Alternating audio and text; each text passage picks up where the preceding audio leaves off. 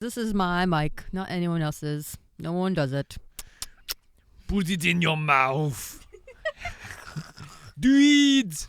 Swallow it.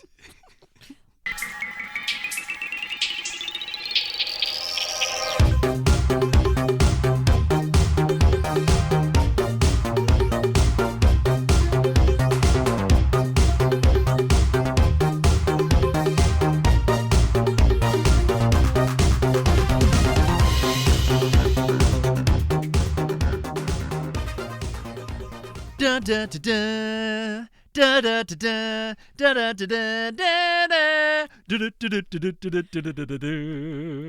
Is this The Price is Right? The Price is Right. Okay, I'm getting Price is Right vibes. You should. That's the excitement of the Oscar episode. episode. Come on down? Am I coming on down? It feels like The Price is Right. Rachel, I was going to call you Heisterkamp. That's your maiden name. Come on I down. will. I'll respond to that too. I'm on my way. First question. When'd you get a divorce from your husband? You're going by Rachel Heisterkamp again, I see. Friends, What? scholars, comrades, we are back for a little extra shenan, a little Oscar extravaganza. Yeah, we are sorry that we left you out to dry for Valentine's Day, but you guys, I think this is going to be pretty fun too. Yeah. I don't know if we'll always do this, but we just happened to cruise through the Oscar movies this year, and we want to talk about it. Yeah, and there is just so much juicy juice. That's all we can say Do about you remember that. Juicy Juice? Yeah, 100% juice for 100% kids. Absolutely, and that's what this Oscar season's motto is. Ah, It was Juicy Juice. Juicy 100% juice for 100% kids. I love it. Because everybody conducted themselves like children this year. It was fun. wait, The- what? The backstage shenanigans. Oh, wow. The production shenanigans. It's just off the charts. There's so much drama, guys. We're going to get you ready for it. If you haven't seen these Oscar seasons, come on in. Yeah. Pop a squat. We'll do our best to not do major spoilers. We're not doing spoilers. But we're going to talk about the films You'll at know the length, general so, concept of the film with no plot spoilers. Okay. That's what I'm going to say. Noted. I will do my best to not do that. The second half of films won't even be broached upon. And the first half of the films, you'll just know a general, like, oh, this is kind of what the movie's about, but like there will be 0% spoilers. Okay.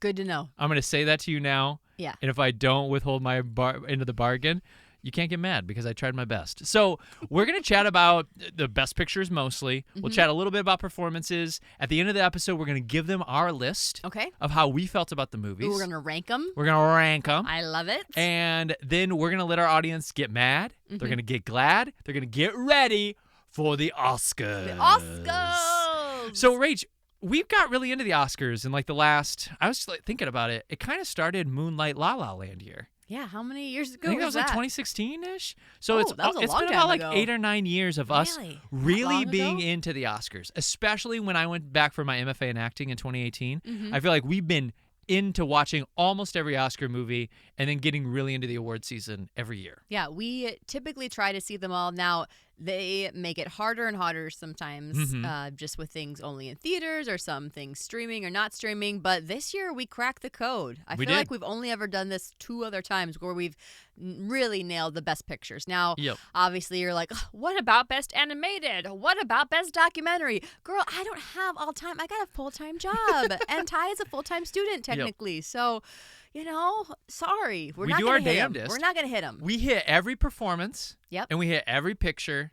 And then a lot of times, incidentally, we hit directors and most of cinematography. We're not even going to talk about cinematography today, besides if it like correlates to the film being like a cool thing to mention. Yeah. The directors will all get brought up because they're all part of the creation process. Got it. So I'm going to break this down. Like, it'll kind of start with heavy tie for each film. We'll go film by film. Okay. And I'll like break down like some cool stuff from the film, tell you some cool shit. You can impress people at parties, be like, did you know?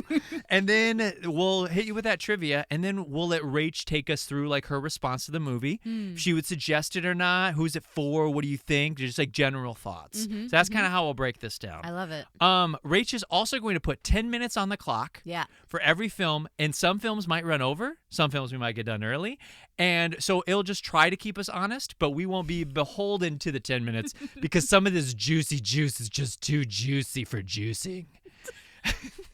But we're going to talk about the dirty deeds, the controversies, the saucy rumors. This year has been absolutely wild. Yeah, you keep saying that. So, like, Well, I'm so excited just to from hear like about a it. Best Picture standpoint, last year it was like Oppenheimer, and Oppenheimer. That was it. We knew it all along. Yeah, we really did. And this year it's been like, is it Anora? So that's what it started with. I think Anora's the best picture of the year.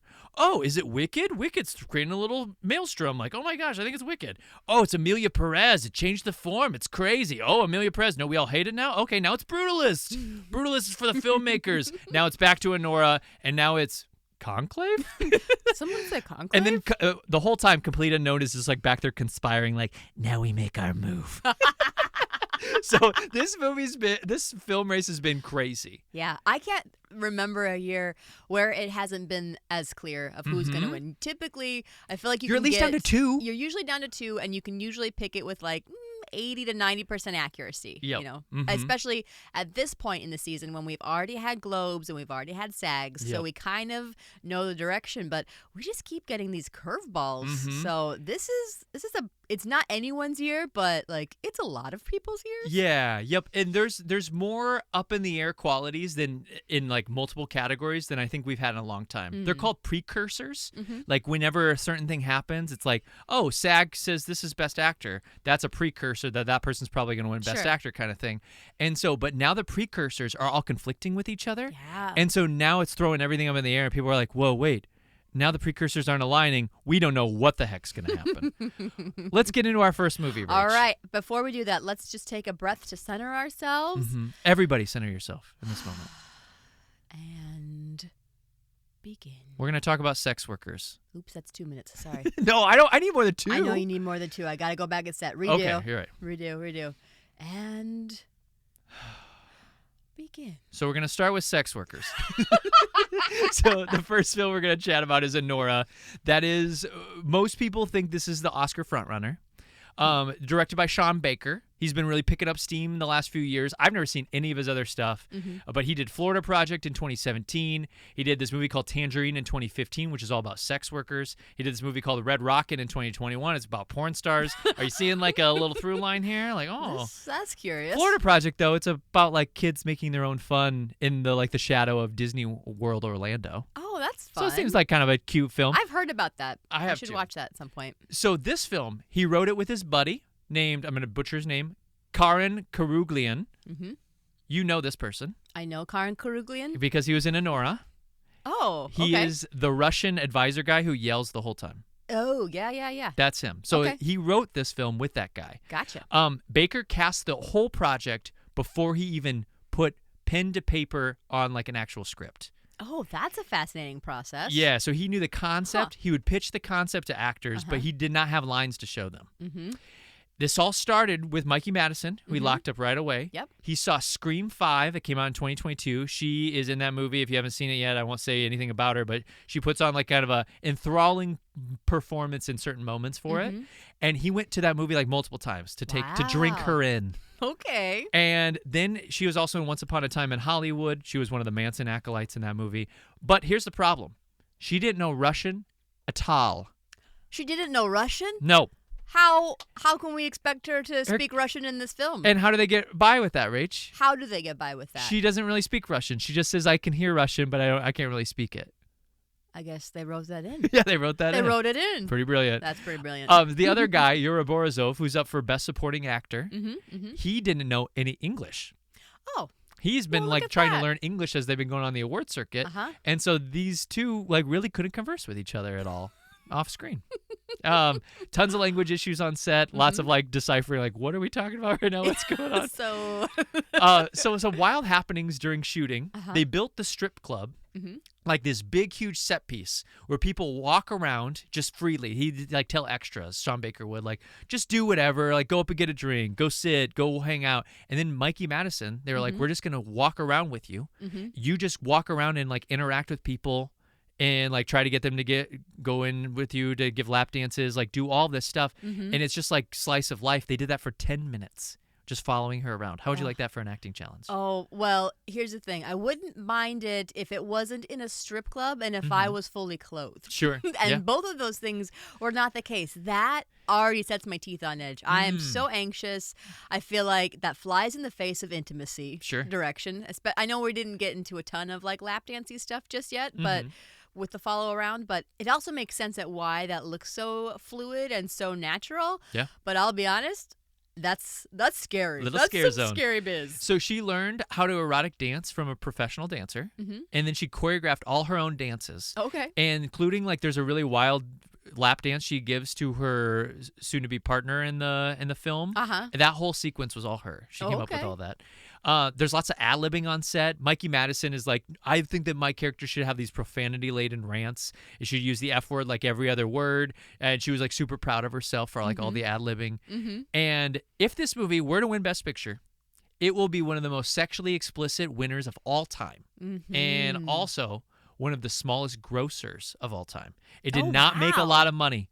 This would be, I think I saw somewhere, like if you adjust it for inflation, almost the smallest grossing film of all time to win Best Picture. Seriously? Yep. Wow. Rachel Ann, Yeah. what'd you think of Honora? Well, I really liked it. I thought it was very natural, and so a lot of that's making sense. It felt like that ad-libbing piece where things are kind of overlapping.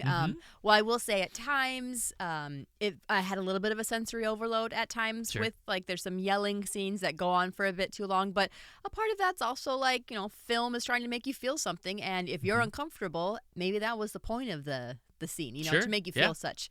And I would say there's also a couple of spots like later on in the film that lag just a tish. I would say like there's like 4 minutes, maybe even less, but it feels like 4 or 5 minutes that I could just like trim in spots and then it would be just chef's kiss. Tightened up. But I liked it overall. Now, how do you feel if it wins Best Picture and your parents and grandma and grandpa go and see this movie because you're like, oh, I heard this movie wins Best Picture. I better go check it out. Yeah, I would say not for the faint of heart. Don't go see it if you have, you know, any concerns about like nudity in strip clubs. Like you will see everything. Is it the most explicit film I've ever seen? No. I've seen some explicit films, I guess. Rich is like, I don't know. I've seen some dirty that doesn't stuff. really mean much, I guess. But I think there are things that are wilder out there. But I think you hit it on the head with it being Best Picture. Usually you think Best Picture is something that, you know, is not necessarily for all ages, but it just spans the demographics. Like Florence Pugh sat naked in a room last year for about 5 minutes. But it's just not all about sex workers. And so I think that will be the thing that will be hard for our parents to wrap their head around. Yeah. How do you think your parents would take it? You think they have a good time? Oh, my parents, they're a wild bunch. They've seen some stuff. They've seen some things. My mom, whenever I ask her a question about something naughty in her past, she just goes, why does it matter? Like, that's not a no. That's not a no. She didn't say no. Rach, what's our time? Oh, I love that you asked. You have 3 minutes left. Hey, I think we're good because we're going to take that time over to the next film. I love it. So that feels good for Honora. Yeah. Mikey was a standout. I thought she was really good. Yep, she's up for Best Actress. Yeah, I appreciate Possibly that. going to win it. I would say the guy who's up for supporting, I liked him, but I don't think it's a supporting level of a role. But he was good. I don't want to take that away. I just heard an argument that I read an argument that the other two guys should have been up for Best Supporting over him, even though I don't know if I agree with that. I didn't but like it was them as much. But it was an interesting take. I was like, oh, that's interesting. But anyways, just some food for thought. Food for thought. Other food for thought. The Brutalist. Brutalist. So let's start off by talking about what's real and what's not real. And begin. Brutalism architecture. That's real. That is real. You can Google that. You can Google it. Right now. That's Go real. on. Go to Google any it. college campus. Real. Anything made in the 60s and 70s. Go on. Real. Brutal. But this movie is not real. This movie is based on fiction. Gotcha. Based on fiction? It is fiction. Based on nothing. But it's based on tales told by an based on idiot. made up. They shot this film on 35mm film, which this was last used to film an entire movie in the early 60s. Okay. And director Brady Corbet was like, we got to capture the film of the time on the film of the time. You know what I mean? Like So So his camera was called VistaVision. Okay. And it's these huge cameras with film that runs. You know when you imagine a camera? Everyone close your eyes and imagine a camera right now. Yeah, I was going to ask this question, so I'm glad you're getting into You it. imagine the like two wheels, the right? 2 wheels, and the film is going Film up is going to up down, and right? It's going around. vertical. Yeah. VistaVision. What? Sideways. It's a huge like horizontal camera, and the film feeds into it horizontally. Whoa. Yeah, Almost like, sexy, huh? Like a recording thing, like in the 70s when you're in a, in the 70s. Yeah, I know. Hey, nobody knows 70s better than I know 70s. It looks like a recording booth in the 70s then, if it's all like going sideways. Yes. Yeah. And so this is super expensive film. It's honestly where a ton of the budget had to go to. They haven't released where the budget went, but I think a ton of it went to this because this film was super cheap. Yeah. They filmed this thing. Some people say $6 million. Other people are like, it's a shade under 10. You get varying reports here, but it was under 10 million though. That's incredibly cheap. impressive. I don't know how one does that. I'll be honest. And maybe the reason why they haven't given the budget out is because there are some big shortcuts that maybe were taken in certain ways that maybe would depreciate the film in people's eyes. Yeah. We'll talk more on that get in a into little that. bit. Oh, we're going to get into that. So one of the things that's interesting about shooting on 35 millimeter film is you have to have like a device that reads that. Sure. And when we go to the theater, it's all digital. And so it was filmed, and so it's able to capture some of that quality, but then it gets digitally reformatted into that clips out like all the craziness of that. The only true way to see this film is to see it on like a VistaVision player, 35 millimeter player, which nobody has. Like 3 theaters in Chicago maybe have it near us, but that's it. It's an antique filmed on antiques. Yeah. Like what are you going to do? It would be cool to see it in its format though. Be like, oh, this is what it means? Okay. The director who made this choice, Brady Corbet. Corbet was an actor. He was, as a young dude, he was on the TV show 24. Played Kiefer Sutherland's stepson. I am familiar. He was in a Bright Eyes music video. Rach, what's your favorite Bright Eyes song? Baby. Slitting my wrist 'cause I love you. Bright Eyes, now that's emo. That's emo. We talk about what's emo. It's not pop punk. Simple Plan, not emo. Newfound Glory, not emo. Blink-182, not emo. Bright Eyes, emo. That's emo. Ty's a bit of an emo purist if you don't remember that. Absolutely. So Brady Corbet writes all these movies with the same co-writer. It's this Norwegian actress named Mona Fastvold, and they are lovers. Of course they are lovers. They have a daughter. How could you not be lovers with Mona Fastvold? Well, of course, with the Norwegians. I can't do Norwegian. I went German. Yeah. I don't have any. I always go back to the Vikings TV show, which is probably not a good dialect coach work there. Yep. Their last movie together was this movie called Vox Lux, which was a musical with Natalie Portman and Jude Law. Okay. And listen to this plot. This is a fascinating plot. This gal survives a school shooting. Okay. And then after she survives, she writes this song as like a teenager about the school shooting. She blows up, becomes this viral sensation, becomes this huge pop star. And then it fast forwards in time, and she's been racked with scandals and stuff, and now she's trying to pick her career back up. So it's kind of like Bohemian Rhapsody, but has this really fascinating beginning part about this school shooting. Vox Lux. Now, they were not happy with how Vox Lux turned out. Okay. They had the final cut taken from them, and they lost the control in the editing room, and it really pissed them off. So they said, next time we're going to do what we want to do. So one thing they wanted to do Film on VistaVision. Film on VistaVision in Budapest, Hungary. Oh, Budapest. They filmed Very this cool. whole thing in 34 days. That is bananas. That is especially bananas because how long is the film, Rach? 4 hours. No, it's 3 hours and 34 minutes. Yep. That's what I said. If it wins, it will be the 5th longest Oscar movie to win Best Picture of all time. The 5th. Do you know what the longest was? The longest one? You've seen it. Gone with the Wind. Nope. That's up there, but it's not number one. What's longer than Gone with the Wind? What's 2 VHSs? Cleopatra. Say more. Cleopatra. What more is there to say? Is it the movie Cleopatra? the movie?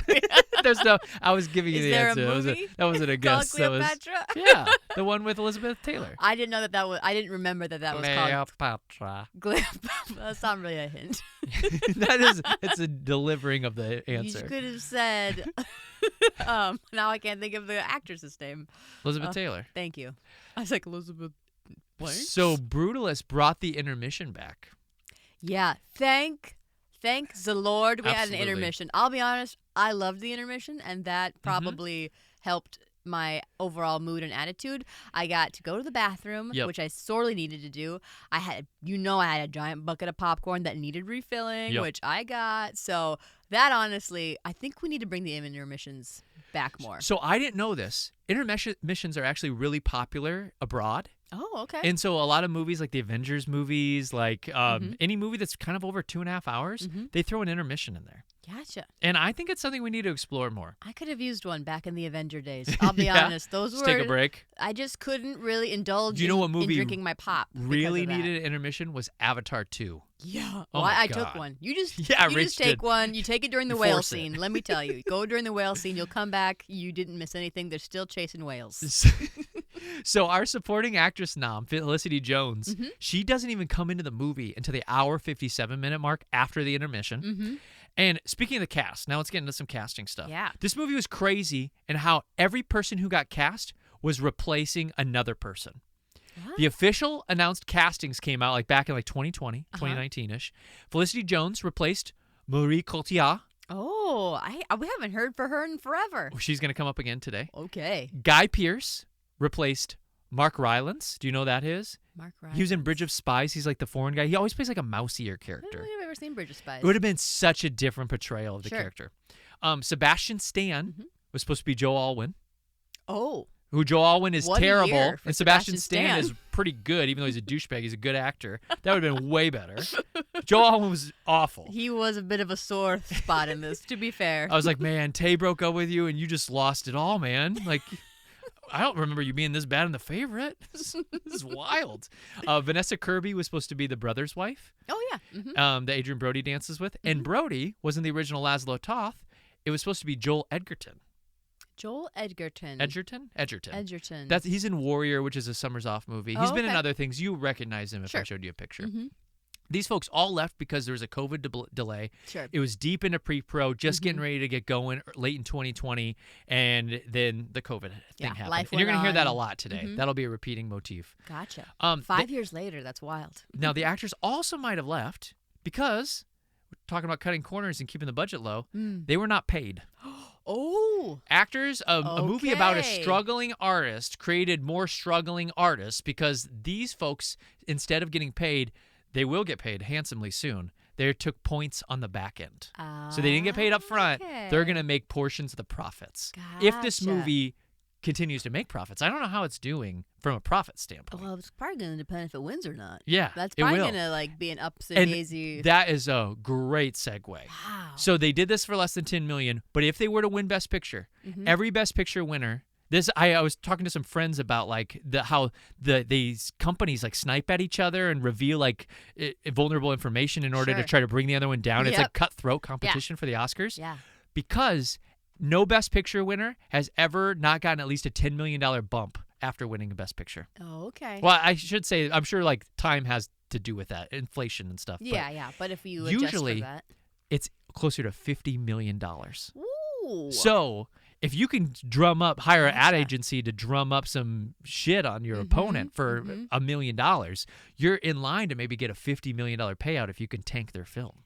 This makes all the more sense why Adrian Brody was visibly upset when he didn't win Best Actor at the SAG. Yeah, Because he he was knows, pissed. oh no, if my film goes down in popularity, I'm not going to get paid. Honey's got to get paid. I got to get paid. I got to get that money. The money. Oh, okay. That makes so much more sense at why. Honestly, because if you paid all of your actors in this, like the budget, then obviously it's not like $100 million or like some of them. But you have to would pay be, Adrian but Brody at least $5 million. At least. Felicity Jones I probably don't know. $5 million as well. Guy Pearce, you're gonna pay $3 million. Like you're, all these you're people a are gonna. dreamer. I love to think that they would get paid the same, and they should, but they wouldn't. Well, and in this role, I don't think they should That's get true. paid. She is a little bit. She, she like I doesn't said, even come she comes up in to at half hour the 57. Movie, so Adrian half Brody has that. been carrying. That's enough of we're that. not ready. I'm We just got to kidding. get into controversy. I love it. So let's talk about the AI controversy. Oh, by the way, the brutalist architecture for the church in this film, it's based off of another church in Minnesota in Collegeville. Yeah. We need to It's go. gorgeous. I want to see. I don't know where Collegeville is. No idea. Minnesota, but it's a cool church. It looks like it's in like the middle of the plains. It It's is crazy. on the list. Let's talk about the controversy. More controversy besides And not paying your actors. Yes, Queen. There is an AI controversy. Here's what we know. Yeah. and here's the scuttlebutt. Mm-hmm. Okay, so there's definitely AI in the dialect work. So Brody and Felicity Jones, they worked with a dialect coach for months. Hungarian, too, Hungarian, yep. Which is crazy. They worked with a dialect coach, some of them said for 8 to 10 months. Wow. And so they had been working forever.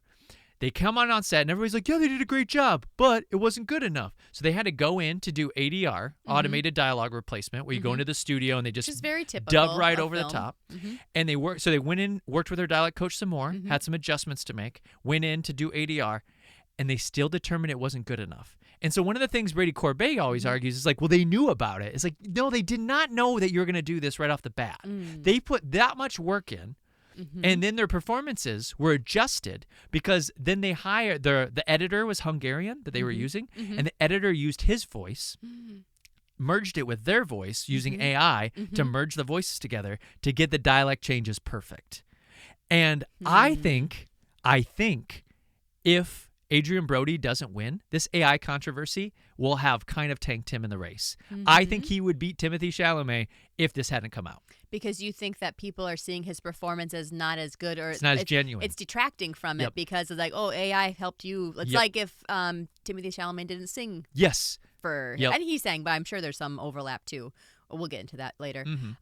But yeah, it takes a little bit away from the performance, I think. And I would be upset too, especially if I got close enough. And this film was in line. It was a Best Picture frontrunner at one point. Before this AI controversy came out, it kind of hurt this film as well. Gotcha. Because one of the things that happened was one of the editors said that a lot of the architecture and a lot of the shots were created by an architect sitting down with an AI and saying, like, I want to build a church that kind of looks like this. No, make it more like this.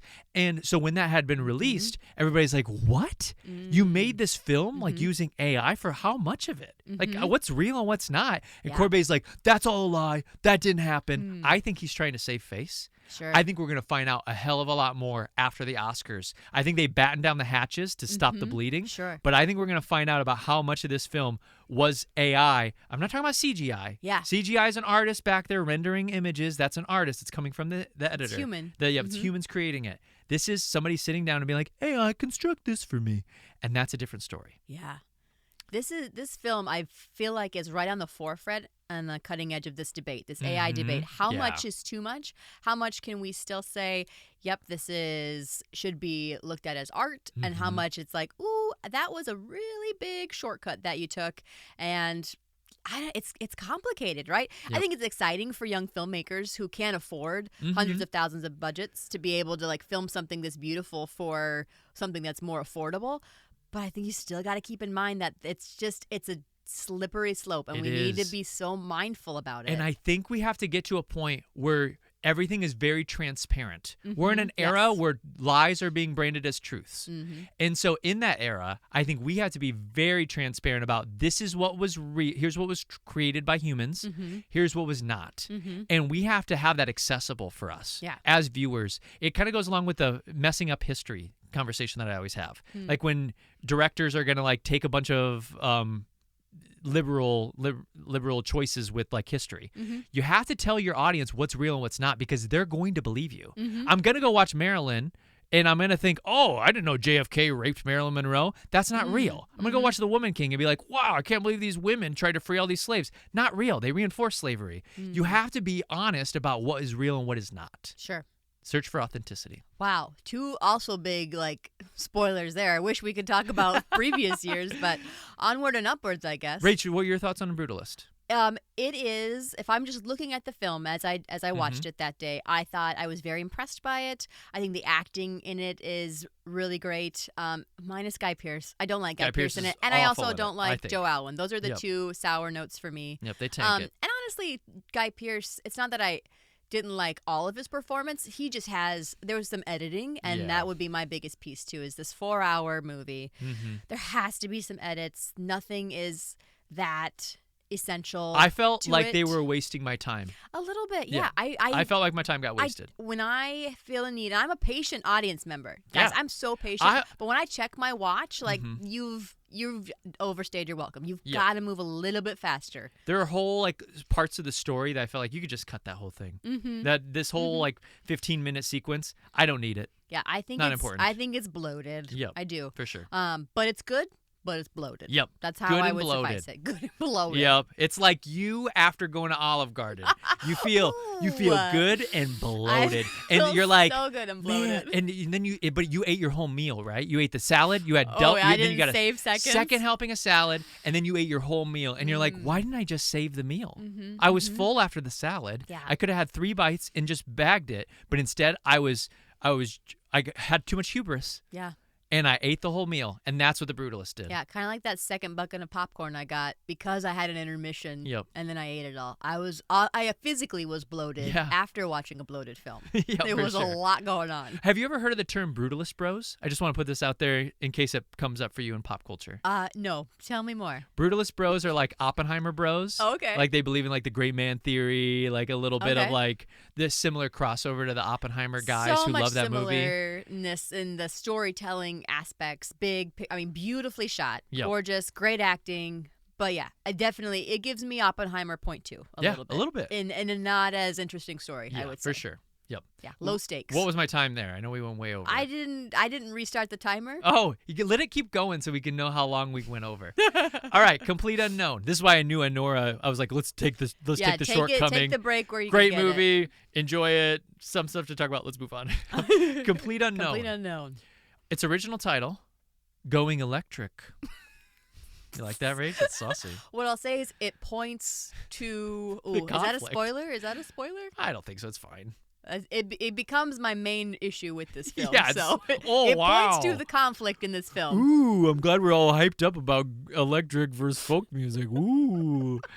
So there are Bob Dylan fans I'm going to really piss off in this segment. I just want you to know. Oh boy. They're so protective. They're like the T-Swift fans of the boomer generation. Mm-hmm. So there is a lot of backlash about the inaccuracies from this film. Oh, okay. The whole there's a methamphetamine stuff that happens. There's a controversy like where people are like, no, that's in so-and-so's book, but Bob Dylan denies it. That never happened. And so, and the director, James Mangold, is like, hey, man, we're just telling stories. We're effing stuff up over here. This is kind of goes along with my false first truth narrative. We're making falsities truths. And he's like, I'm just messing with the plot and making a good narrative. I think you have a duty to your patrons to not do that. But this is what James Mangold said. He did Ford v Ferrari and Summers Off classic Girl Interrupted. Oh, this okay, last that's season. right. I know his And name. then fellow musical biopic, which feels so much like this movie, only I think this movie is way better, Walk the Line. Walk the Line. Yep. This movie is a little bit Ooh. worse acting and a way less compelling story. Yeah. But this dude has done just a shit ton of stuff. This is also a COVID casualty. So this kind of goes into the whole 5 years preparing for the role thing that Timothy Chalamet keeps saying. It's like his major talking point. Like, I spent 5 years preparing for this role. He's not a liar. He did. I want to start off with that. But it's also like you're confusing everybody because everybody thinks you just sat around playing Bob Dylan songs in your room for 5 years. He got cast to do this in 2019. It was supposed to start in 2020 in the summer. And COVID happened, pandemic happened, then the strike, and then he chose to do Dune and Wonka, and then James Mangold decided to do other projects. They both made decisions to keep pushing this on the back burner. Gotcha. So it has been 5 years because of their own doing. It's been in pre-pro. It's been in pre-pro. That's what we would say. It's been pre-pro. What I'll say is it probably helped Timothy like become a bomb-ass guitar player. He's a really good guitar player. Yeah. And he's able to capture, like, he's a fairly good singer, and he's able to capture the Bob Dylan-isms really well. So I'm sure it helped him. And him being nominated for Bob Dylan. Bob Dylan was also nominated for an Oscar. This is only the 12th time that's ever happened. A couple of recent history ones, Renee Zellweger up for Judy. Oh, Judy yeah. Garland. Yep. Gary Oldman was up for Mank. Yep. Trumbo with Bryan Cranston. So this has happened before in recent history, but this is only the 12th time. And Timothy is everybody's love of their life right now, right? He's everybody's favorite noodle boy. And Do you guys know what noodle boys are? It's like just the new rat boy. Just imagine it. That's Timothy Chalamet. Timothy. He's a noodle boy. Noodle boy. Yep. Skinny little whiffs of a man. Yep. And so he's everybody's favorite noodle boy, but his co-star, Edward Norton, for Best Supporting Actor, I didn't know that he has all this baggage in Hollywood. Yeah, and this I is did kind of a not know that return. either. He did a little bit in Birdman too, but like he was almost blacklisted for a while. Really? People wouldn't touch him with a 10-foot pole because he is super hard to work with on set. He demands rewrites of all his lines. Not all his lines, but lines that he doesn't like. Oh. He wants character changes, and so he's really hard on all the writers. He ends up taking over as this kind of semi-director and like dictates shots, dictates acting choices of his scene partners. Ooh. And so he's kind of a piece of shit. He gets kicked out of Hollywood. Yeah. They kind of bring him back for Birdman. Then he's like out again. They're like, even though he kind of plays that character, which I think is like a kind of a shot at him. Oh, interesting. And then now he's like coming back as this like nice guy role, and people are like, "Did you learn your lesson or not?" Only time will tell. What I'll say is those behaviors aren't bad, but in the sense that you are not the director. Like, that's all. You should go direct then. If you want to have a say over script, over scene, over how things are shot, then be the director. But you can't be a scene partner to somebody and be giving someone else notes and be demanding rewrites. Like, then you're not in the right spot. Yep. You're just like, get in a different lane. Yeah. So, Rach, I want to start with the SAGs. Okay. Chalamet won. Yeah. No Kylie at the SAGs. Does this mean anything? I don't think so. He brought his mom, but no Kylie. He brought his mom because he's so sad because he just broke up with Kylie. No, I don't think so. No? I think he's trying to be Kylie taken cheated on him, so he's like, seriously. I'm going to bring my mom instead of you. No, the SAGs is of your peers, and I feel like the Hollywood takes a step back a little bit. Like, this means a lot to actors and the hubris of an actor. Now, what do you think of Chalamet saying, I want to be the Michael Jordan of acting?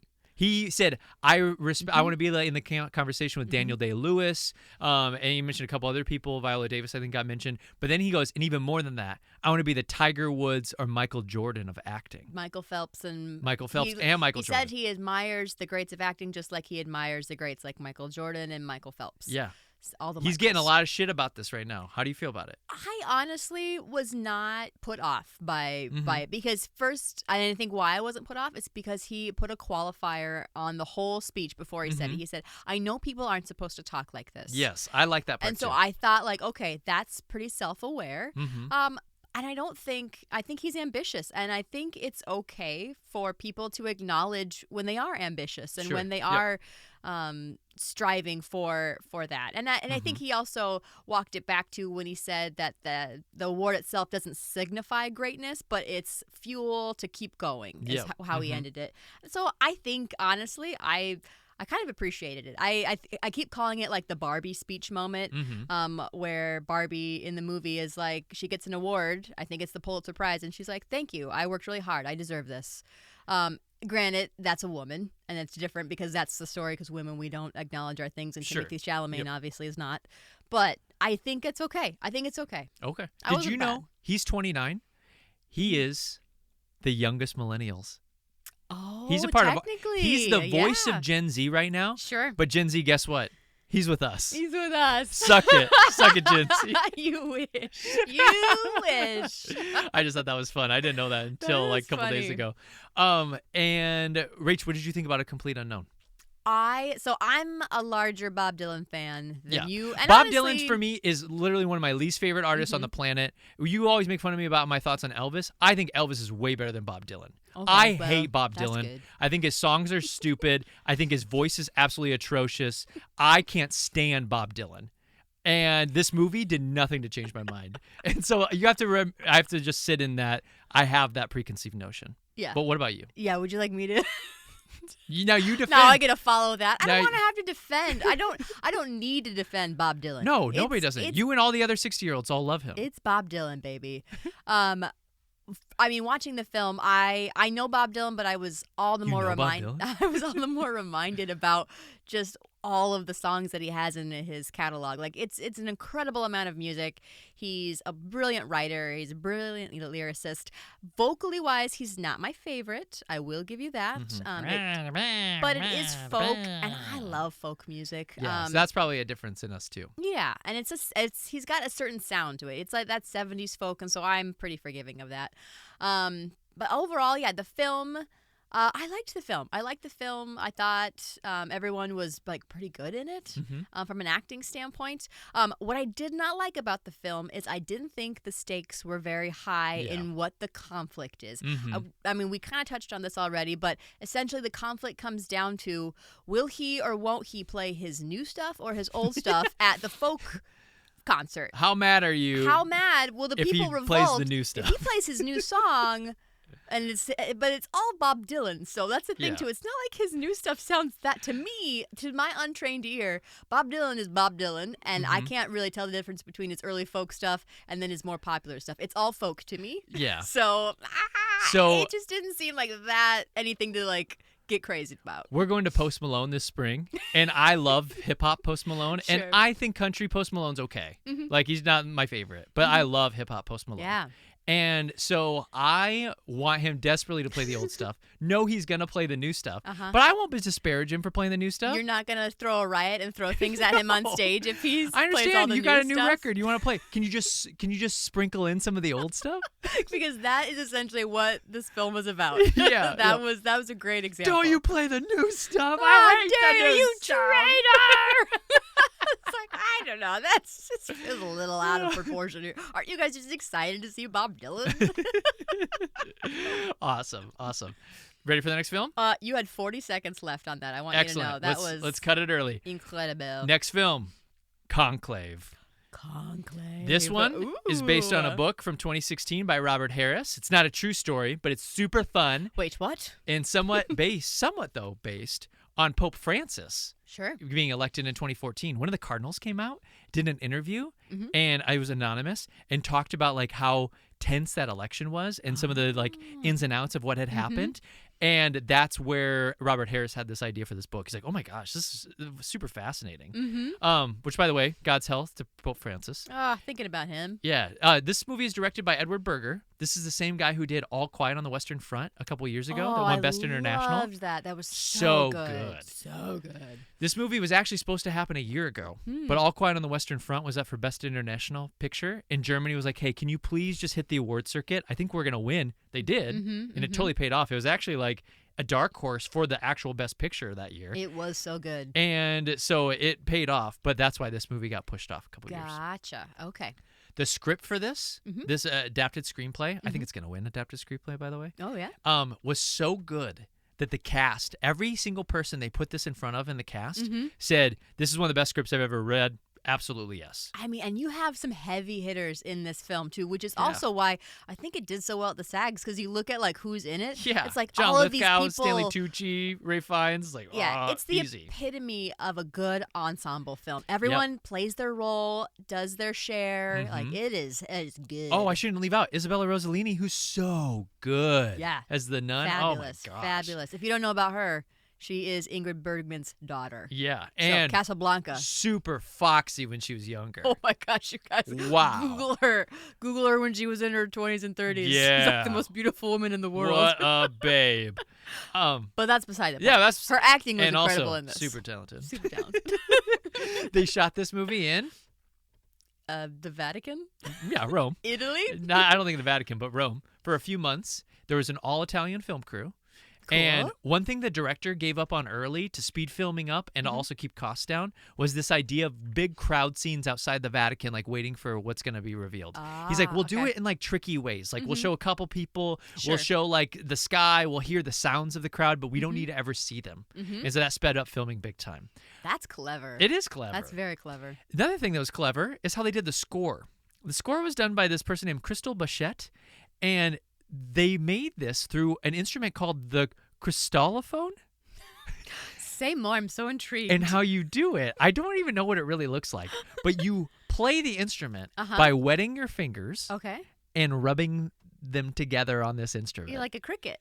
I guess so, yeah. Like you're like are playing wine glasses or something. Oh yeah, like a wine glass. Yeah, but I don't think it's like that. I glasses. think it's more like what you said. But yeah, it's interesting. I was like, oh, what a fascinating instrument. I mean, I can't think of what the music sounds like, but I remember it being very effective for like building suspense and nerve, and for something that could normally be a pretty quiet scene, it felt like, ooh, there's a lot happening here. Yeah, for this religious, political, not espionage really, but kind of. It feels like It feels like a it. little spy, right? Yeah, for sure. Like some crazy stuff happening here. I want to talk about historically choosing the Pope.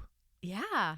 Okay, so historically they used to burn straw to make white, and then they do terrier pitch for black. Okay.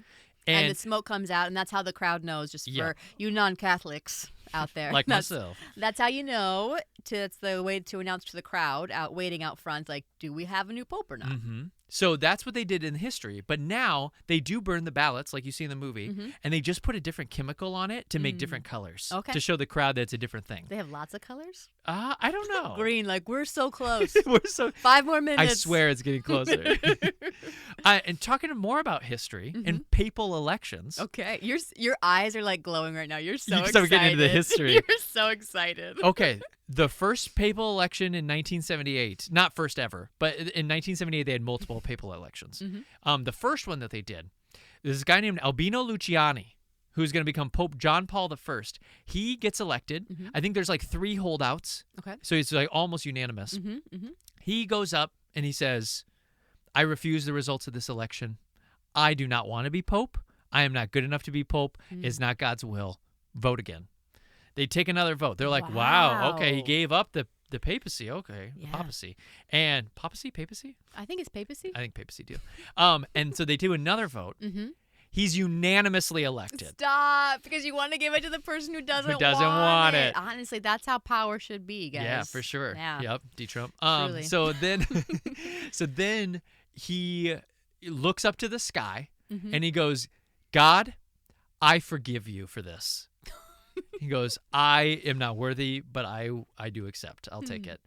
Now, he shouldn't have said that to God because God then smote him, I'm pretty sure. He died within a year. Stop. Yep. He got smited? He done did get smoted. He done did get smoted. Got smoked. Another crazy That's wild. papal story. I don't remember that from my Catholic teachings. What a great story. I wish they'd go into this kind of shit. Listen to this story. This is even better. 236 AD. Roman Empire has not fallen. What a start. They were electing a pope. The priests had all gathered. I think they were doing this outside. The way the story is told, it sounds like it's outdoors. Probably. There are this group of like poor pilgrims who were walking by. They were trying to get to the Vatican.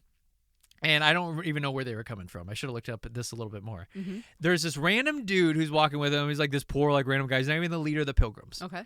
A dove flies by. The priests are like, oh, look at that dove. The dove like circles the pilgrims. They're like, oh, what's going on over here?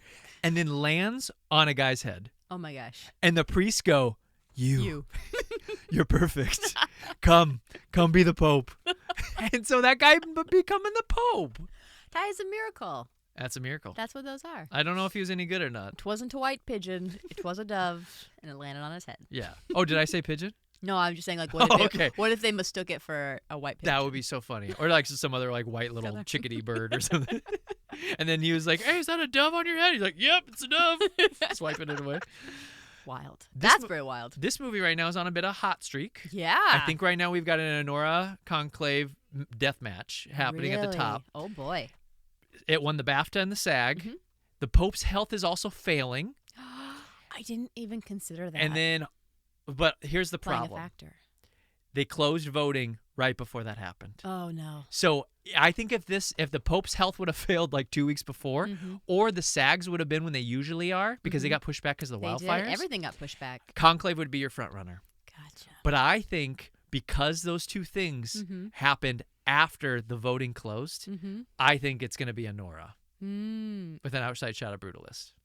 Fascinating. That's my take on the race. Wow. I just want to throw that out there right now. Wow. Rach, what'd you think of Conclave? I really, really liked Conclave. We can't remember. Did we watch it at home? Yeah, because it was. Yeah. Yep. We watched this one at home. Yeah. Great acting, like I said, and it's a true ensemble piece. And the whole Catholic thing, I think the story itself is like really riveting, and how it ends is great too. So and without any spoilers, like it's beautifully shot.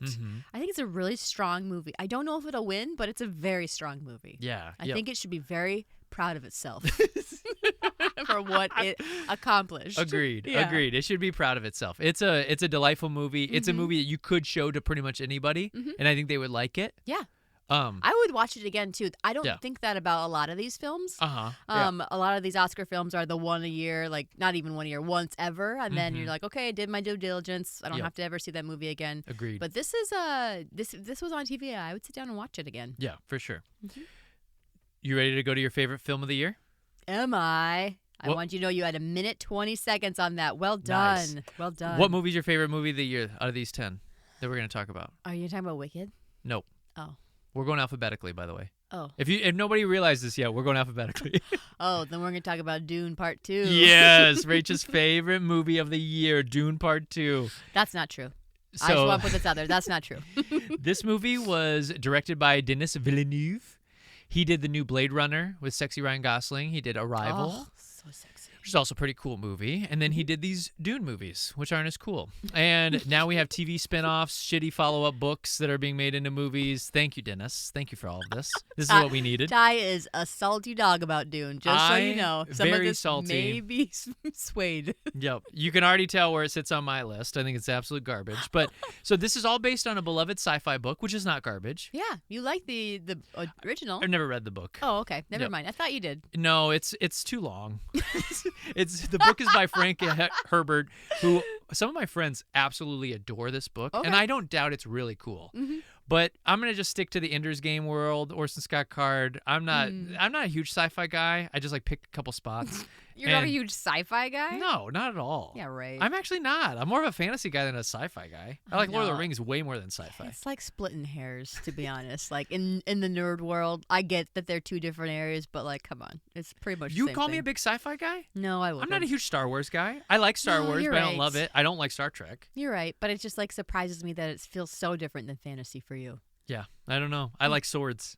You like swords. Yeah, you like that's- history and swords. I do. You don't like the future. No, I don't Future's actually. scary. I am a person who, you know this about me. I like to contemplate the past, Mm-hmm. and I don't really like thinking about the future so much. I Yeah. kind of live in the present in the past, Mm-hmm. and I don't like talking about the future. Especially because the future is sand and worms. Like Yeah. I don't like that either. That So sounds brown. That sounds terrible. I do not like this future. No, me neither. I mean, I don't like the Mad Max future either, but They're always in the desert. yeah, It's just lots of deserty it's movies. really scary when you think about it. So Villeneuve, he co-wrote the screenplay. They hired some language creator guys off of Game of Thrones to create the new languages for these people. Very cool. And then, how long is this movie, Rach? 3 hours. Nope, 20 minutes. that honestly, that would have been my guess. I would say 3:15, 3:20. I don't know. I watched it on an airplane, so It's- it's hard to say. It's 2 hours and 45 minutes. Oh, well, that's a respectable time for a film. It would be if it didn't feel like 3 hours and 20 but minutes. it felt like it was over 3. It feels 45 minutes longer than that. Greg Fraser was a cinematographer. And, you know, whenever they go to Skarsgård or Austin Butler land, Mm-hmm. they would shoot all those sequences on infrared cameras. Okay. So that's why they're like black and white or grayish kind of yeah, like yeah. quality It was to more them. than It's black pretty and cool. white. It was something else. Yeah. Mm-hmm. And Austin Butler, I don't understand why you would do this. He also went to Hungary, probably because he heard the Brutalist was filming there. And He's going to shoot a shot. he's going to go hang out in Budapest Uh-huh. and learn how to fight.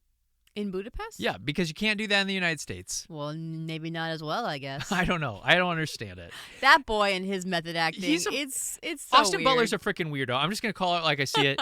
And that dude maybe should have brought a vocal coach with him because he lost his vocal attack after 2 scenes. You know, he's like, is everything. And then all of a sudden he's like, yeah, I'm Austin Butler. What's going on?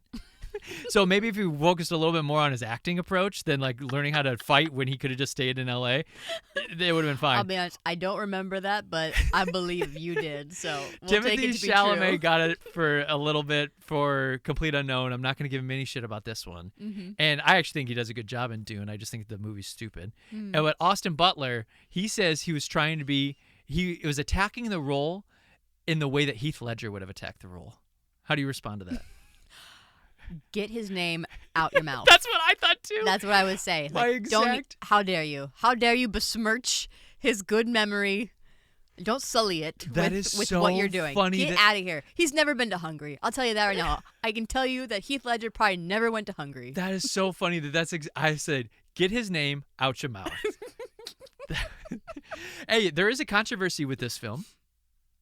Just one? Yeah, listen to this. Mhm. There's an AMC popcorn bucket controversy.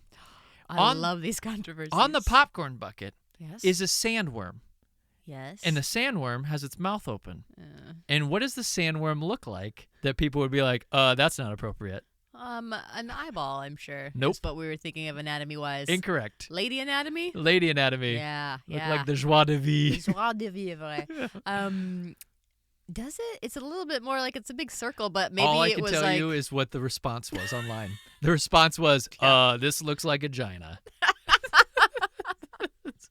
and they were not happy with it. They're I like, don't even know why they would "Come put that to begin with. Like, why do you want like a big worm on your popcorn bucket? sure. Like, no, like it's supposed to be the characters. Like, don't put no, the, it's about the don't worm. put the nasty worm on it. Ew, no one wants to see that. Yeah. So if we're talking about top grossers, though, Yeah. this movie was Big number money. 6 on the top grossers of 2024. Do you know what number 1 was?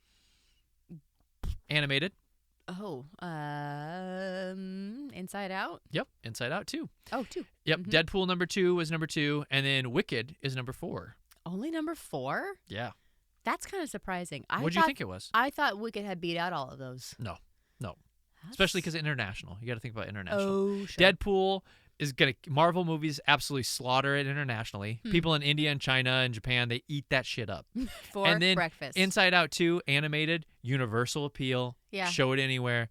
Wicked. Yeah, and it's a great film. Wicked being a movie musical, like, is it going to, I don't know, maybe it doesn't do as well. I'm just surprised. I thought that it had, done Also better. came out later in the year.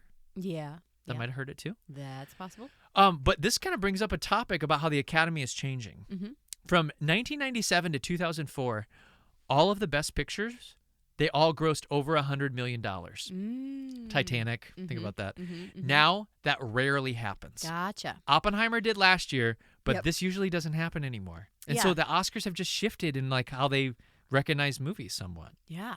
Yeah. Which I'm not mad about. No, I'm 'cause not I either. think when it doesn't have to be the big blockbuster. Yeah. But I will say, in the big blockbusters defense, I still think they should be nommed when they're good. Like Yeah. Barbie, that was a thing. Like, is Barbie going to be nominated? Like, I don't know. It was literally a movement. Yeah, for so, sure. yeah, it should be I mean, nominated. I'll go on record right now to say I think Barbie should have won Best Picture. I can say that too. Yeah. But I understand Oppenheimer won, and I'm not like salty about it. no, I get it. I get it. But I would have given it to Barbie. I thought Barbie was a movement. It was a moment in time, and it was like when you think back on movies, I think Oppenheimer will fade in 10 years, but I think Barbie wouldn't have faded. Barbie will never fade. Barbie is ageless. Barbie is ageless. Yeah.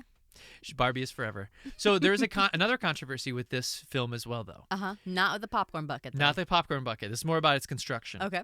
Dune Part 2 is a white savior story. Oh, yes. There's also attacks on This is Islam. There's attacks on religious jihadism. There's some anti-Muslim stuff going on in this movie. Oh, interesting. Yep. And then the white savior comes and is like, no, we're not going to jihad. I'll unite the people and I'll bring you into society with all my white friends and you guys will find a place. You know, Yeah, a little bit of assimilation. I could always use more Zendaya in a film like this, and I think Yeah. that would be my biggest qualm Especially with number this one. film. Number one, she was barely in it. Yeah. And that Number felt like one was false such advertising. an awful film. Yeah. And then all of a sudden Zendaya was there and I was like, oh, cool. This is cool. Yeah, and Florence Pugh's in this, and she's not in it enough either. No. I would say, But don't worry, she's going to be in these trashy follow-up movies will she that be? they're going to be doing. Yeah, she's going to be a huge character. Well, that might be better. Honestly, I might like it better because, Dune has never been my favorite. By the way, it's your time for thoughts. It's so my go time ahead. for thoughts. Thank you. It's never been my fave. I probably am not as harsh on it as you are. But yeah, it's not something that I watch. I'm not really into that story, but I like fantasy and I like sci-fi too. So this doesn't really capture it for me. I think it just makes me thirsty. Yeah. It's too dry. I think It's about too the dry. sand in my eyes, and it's too much. It's too much for me. And also, I can't in good conscience believe that Timothée Chalamet could lead an army. Yeah. Especially Noodle boy. after seeing my little noodle boy with his little concave chest. Yeah, with his little in belly. Complete Unknown and his little pot belly. I know he's got more muscles in this, but it's just, and I don't know, maybe Dune is about a little shrimp who rises to power and does that, but he just, there's something from a physical standpoint, it's just not matching for me. He's not Braveheart. He's not Braveheart. It's not an action hero unless that's a different type of story, you know? It's like an Ender's Game story. He could be that action hero, but I don't see him as this action hero. Yeah, almost like more of an intellectual hero than a physical hero. Yes. Yep. Which is a compliment to him, by the way. It is. That I would he's rather more of be an that. intellectual actor than he is a physical actor. I would actually suggest to him stay away from these kinds of films in the future. Yeah. Unless you're more of the intellectual hero. I hope he heeds this when he hears our episode. You want to be the Michael Jordan of film? Set yourself up. Yeah, you got to follow my advice. I'm the Jeremy Strong to your Sebastian Stan the Apprentice. I'm here to advise you what to do about this, Donald. I think he was trying to do his like Daniel Day, Last Mohicans. Oh, He's sure. essentially, Yeah, he loves yeah. Daniel Day. He's like, yeah, I can do that too. He's like, you can't. You can't. Have you seen Daniel Day shirtless in the 80s and 90s? Not Come even on, close. get Come out of on. here. Come on. Cut Noodle boy. like glass, noodle boy. You ready for the most controversial? Oh, how are we doing time-wise? 9, 8, Okay, 7. next film. Next film. Controversialist movie of them all. Controversialist or most controversial? Yes. Yes. Most controversialist. Controversialist. What is it? Emilia Wicked. Pérez. Emilia Pérez. So the most controversial of the bunch, our first official musical of the bunch. Yeah. 13 Oscar noms, most ever for a non-English speaking movie. Oh, wow. That's cool. This is not a movie that Mexico put up for Best International Film. This is a movie that France put up for Best International Film. Interesting. The question Why is, save your the story? controversy already begins. Do the French deserve to tell this story? Whose story is it, France? Mexicans Whose story? say absolutely not, get effed. They're so mad rage. The country as a whole has like banned this film in certain areas. Oh, wow. They've done responses. It's rioted against. There's Sure. crazy responses down there Yeah. about this film.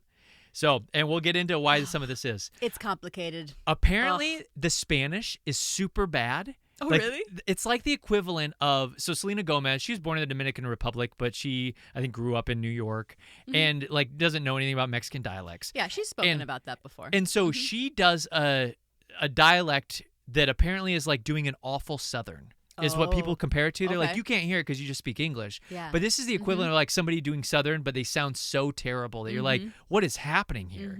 That's the equivalency of what's going on. So Got I it. can't hear it, but apparently that's a thing. Sure. It also didn't help that director James Odeon said that he didn't even go to Mexico. He's French. He didn't go to Mexico. He didn't do any research into the culture. He called like Mexico a developing, poor nation of like people who haven't accomplished much, and like he like strong language. That Yeah, Mexico was careful. like, F this guy. We're so mad. Are you serious right now? So here's what they did. I think this is kind of brilliant. Hmm. A bunch of Mexican film entities got together. They were led by this trans filmmaker, an actual trans person, and they made this movie, this counter movie. It's like a 28-minute film response that is a parody of Emilia Pérez called Joan Sacre Bleu. And in it, everyone has berets. They're all eating wow. baguettes. Oh my They have gosh. painted on mustaches. This is a viral instant success. Oh, wow. Crazy amount of views. Globally, people are like, Yeah. this shit is awesome. That's really So the funny. Mexican response to the French is pretty brilliant. Sacre bleu. Wow. That's fun. I'm here for that. So Jacques Audiard, he wrote some of the music, including the big song that's probably going to win Best Song at the Oscars called El Mal. That's the one where Zoe Saldana is running around like the conference circle tables and like gyrating on top of them and stuff like that. If you Not remember the that scene. song, not the penis and vagina song. No, not the penis and vagina. Yeah. No. He's won a bunch of Caesar Awards, which are like the French Oscars. Okay. He had this film called A Prophet, which was up for an Oscar, and then a movie called Rust and Bone, which had Marie Cotillard in it and made it up for the Globes. And he was reading this book called Écoute, and it has like a moment of the book has this storyline in it, like a Mexican drug lord who wants to become a trans person and leave the crime world. And he like was thinking about that, just one little moment in this book. He's like, I think I could make a whole opera around this. That was his idea. So he created this thing. He sends it to Zoe Saldana. Zoe Saldana reads it and is like, I don't understand this script at all. She had to read it 4 times. And she said after the 4th time, she was like, you know what? This is so wild, so avant-garde, so risk-taking. I'm in. Let's Yeah. do it. Especially because she was almost ready to quit the industry anyway. Sure. And Well, so she's got all of that, Avenger money too. and Avatar money. Yeah, and Avatar. Oh my gosh, she's got Avatar money. She's got Avatar money. Whoa. And so I she's think got she was money. just like, you know what? I'm not satisfied with my care. career at this point. What do I have to lose? And now she's probably going to win Best Supporting Actress. Yeah. Yeah. Also, speaking of winners, are we going to get our first trans winner? I don't think so. Absolutely not. It's not happening. No, I There's don't no think the chance in performance hell. is that She good. wouldn't even get nominated now if we were to redo it. Yeah. And not because of the performance. she just murdered her chances by her actions. So let's talk about it. Let's talk about that. I'm going to wrap I'm Still Here in with this okay. conversation. There's too much overlapping, Fascinating. interspersed dialogues that are happening. Yeah. This is where we see these companies get vicious with each other. And we know it's kind of happening like in the Honora Brutalist world. They were kind of doing it to each other too, like revealing different things. But it's really been happening with these two. Okay. So Carla comes out. Carla Sophia, who is the trans actress.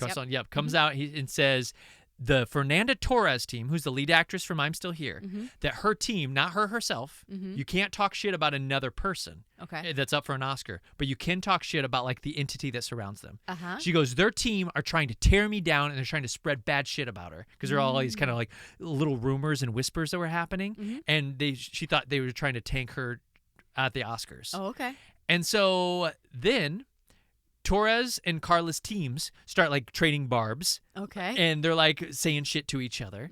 And then all these tweets surface out of nowhere of Carla saying these racist, Islamophobic, xenophobic tweets. She calls George Floyd a drug addict swindler It's like 24 hours after the murder of George Floyd. Oh, Lord. Terrible timing.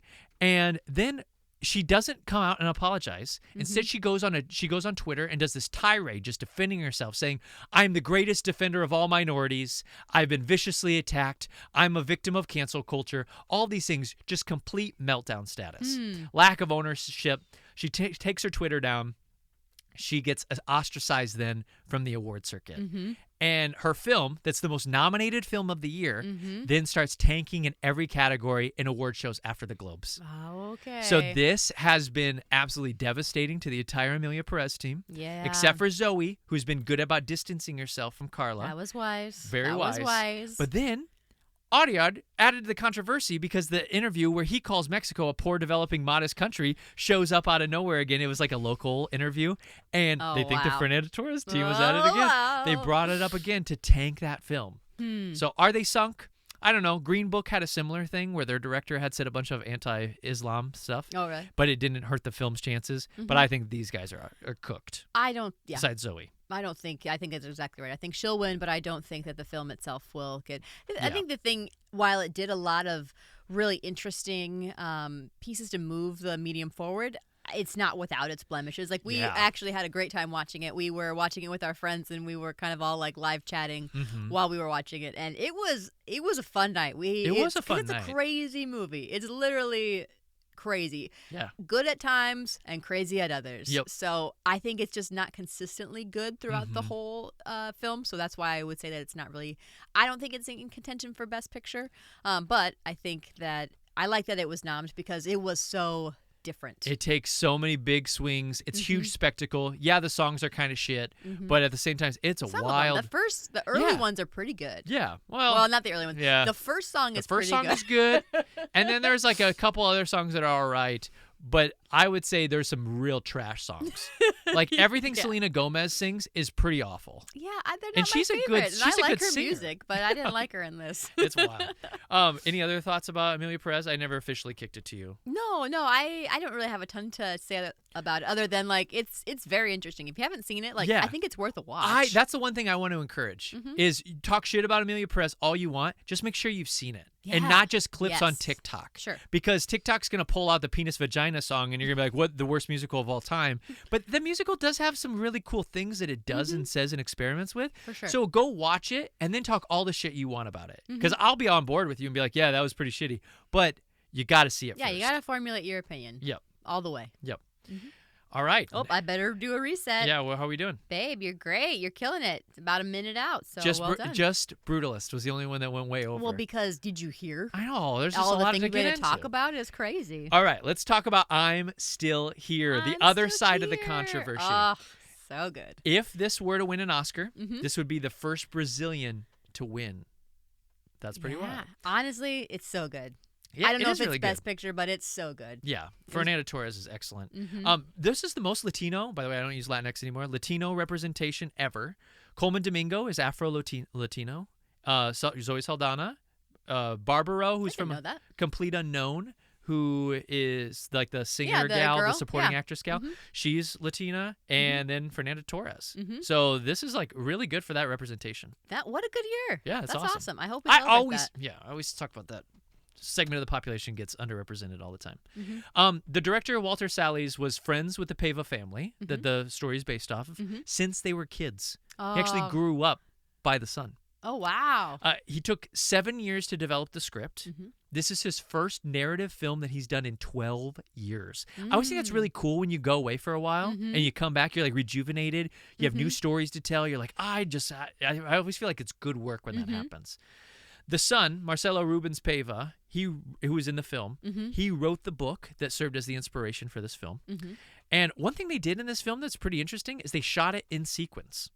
Oh, that is interesting. So Fernanda Torres said this was awesome. Really tricky. It made the whole family get really close during filming because they're literally going through it like a play almost. Yeah. And so you're like, oh, I know where I'm coming from. I know what just happened right before this. Yeah. And they weren't jumping around like is typical on film sets. Uh-huh. Yeah, I feel like as an actor, that's always like, it's the dream, I feel like, to have something like a play. It just feels so much better. I would have loved, we have to do some things in our next short that make it so we can't do that. We're filming backwards. But we are. But I would have loved to be able to do that on this one. It makes a lot of sense. This next one has such emotional heft, I think it would have been useful, but that's we'll okay. just have to get you there earlier. Yep. Her mom, Fernanda Torres, her mom was the first Brazilian ever nominated for an Oscar, working with the same director in the late 90s in a film called Central Station. Okay. And Fernanda Torres, to prepare for this role, she lost 22 pounds. Oh my gosh, 22 pounds? Yeah, she wanted to be really skinny for the jail scenes, but what I'll say is she's really skinny around the jail scenes too, so it doesn't really make a difference. Yeah, how does that work? It's Yeah, not like she it didn't put matter. it on initially and not Yeah, the I others. thought it was a weird choice because But she did look, I mean, when she gets back from the jail and she's showering, like her little back is, and she's older too, so you just feel like, oh, you're she's like a noodle girl. Yeah. Noodle girl. Fernanda Torres, noodle girl. Old noodle girl. So one thing that she also said was she had a bunch of scenes where she cried, and the director, Walter Salles, he cut them all out. And the reason is because the son to Eunice Pava, the actual lady, he said he never saw his mom cry once. Yeah.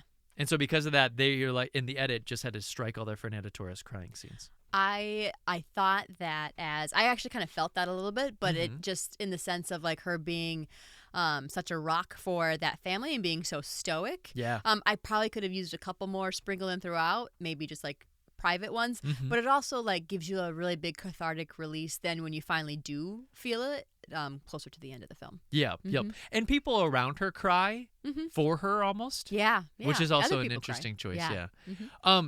Fernanda Torres controversy. Oh no. Emilia Pérez team leaked this? Who knows? Uh-oh. Probably. That's what insiders think.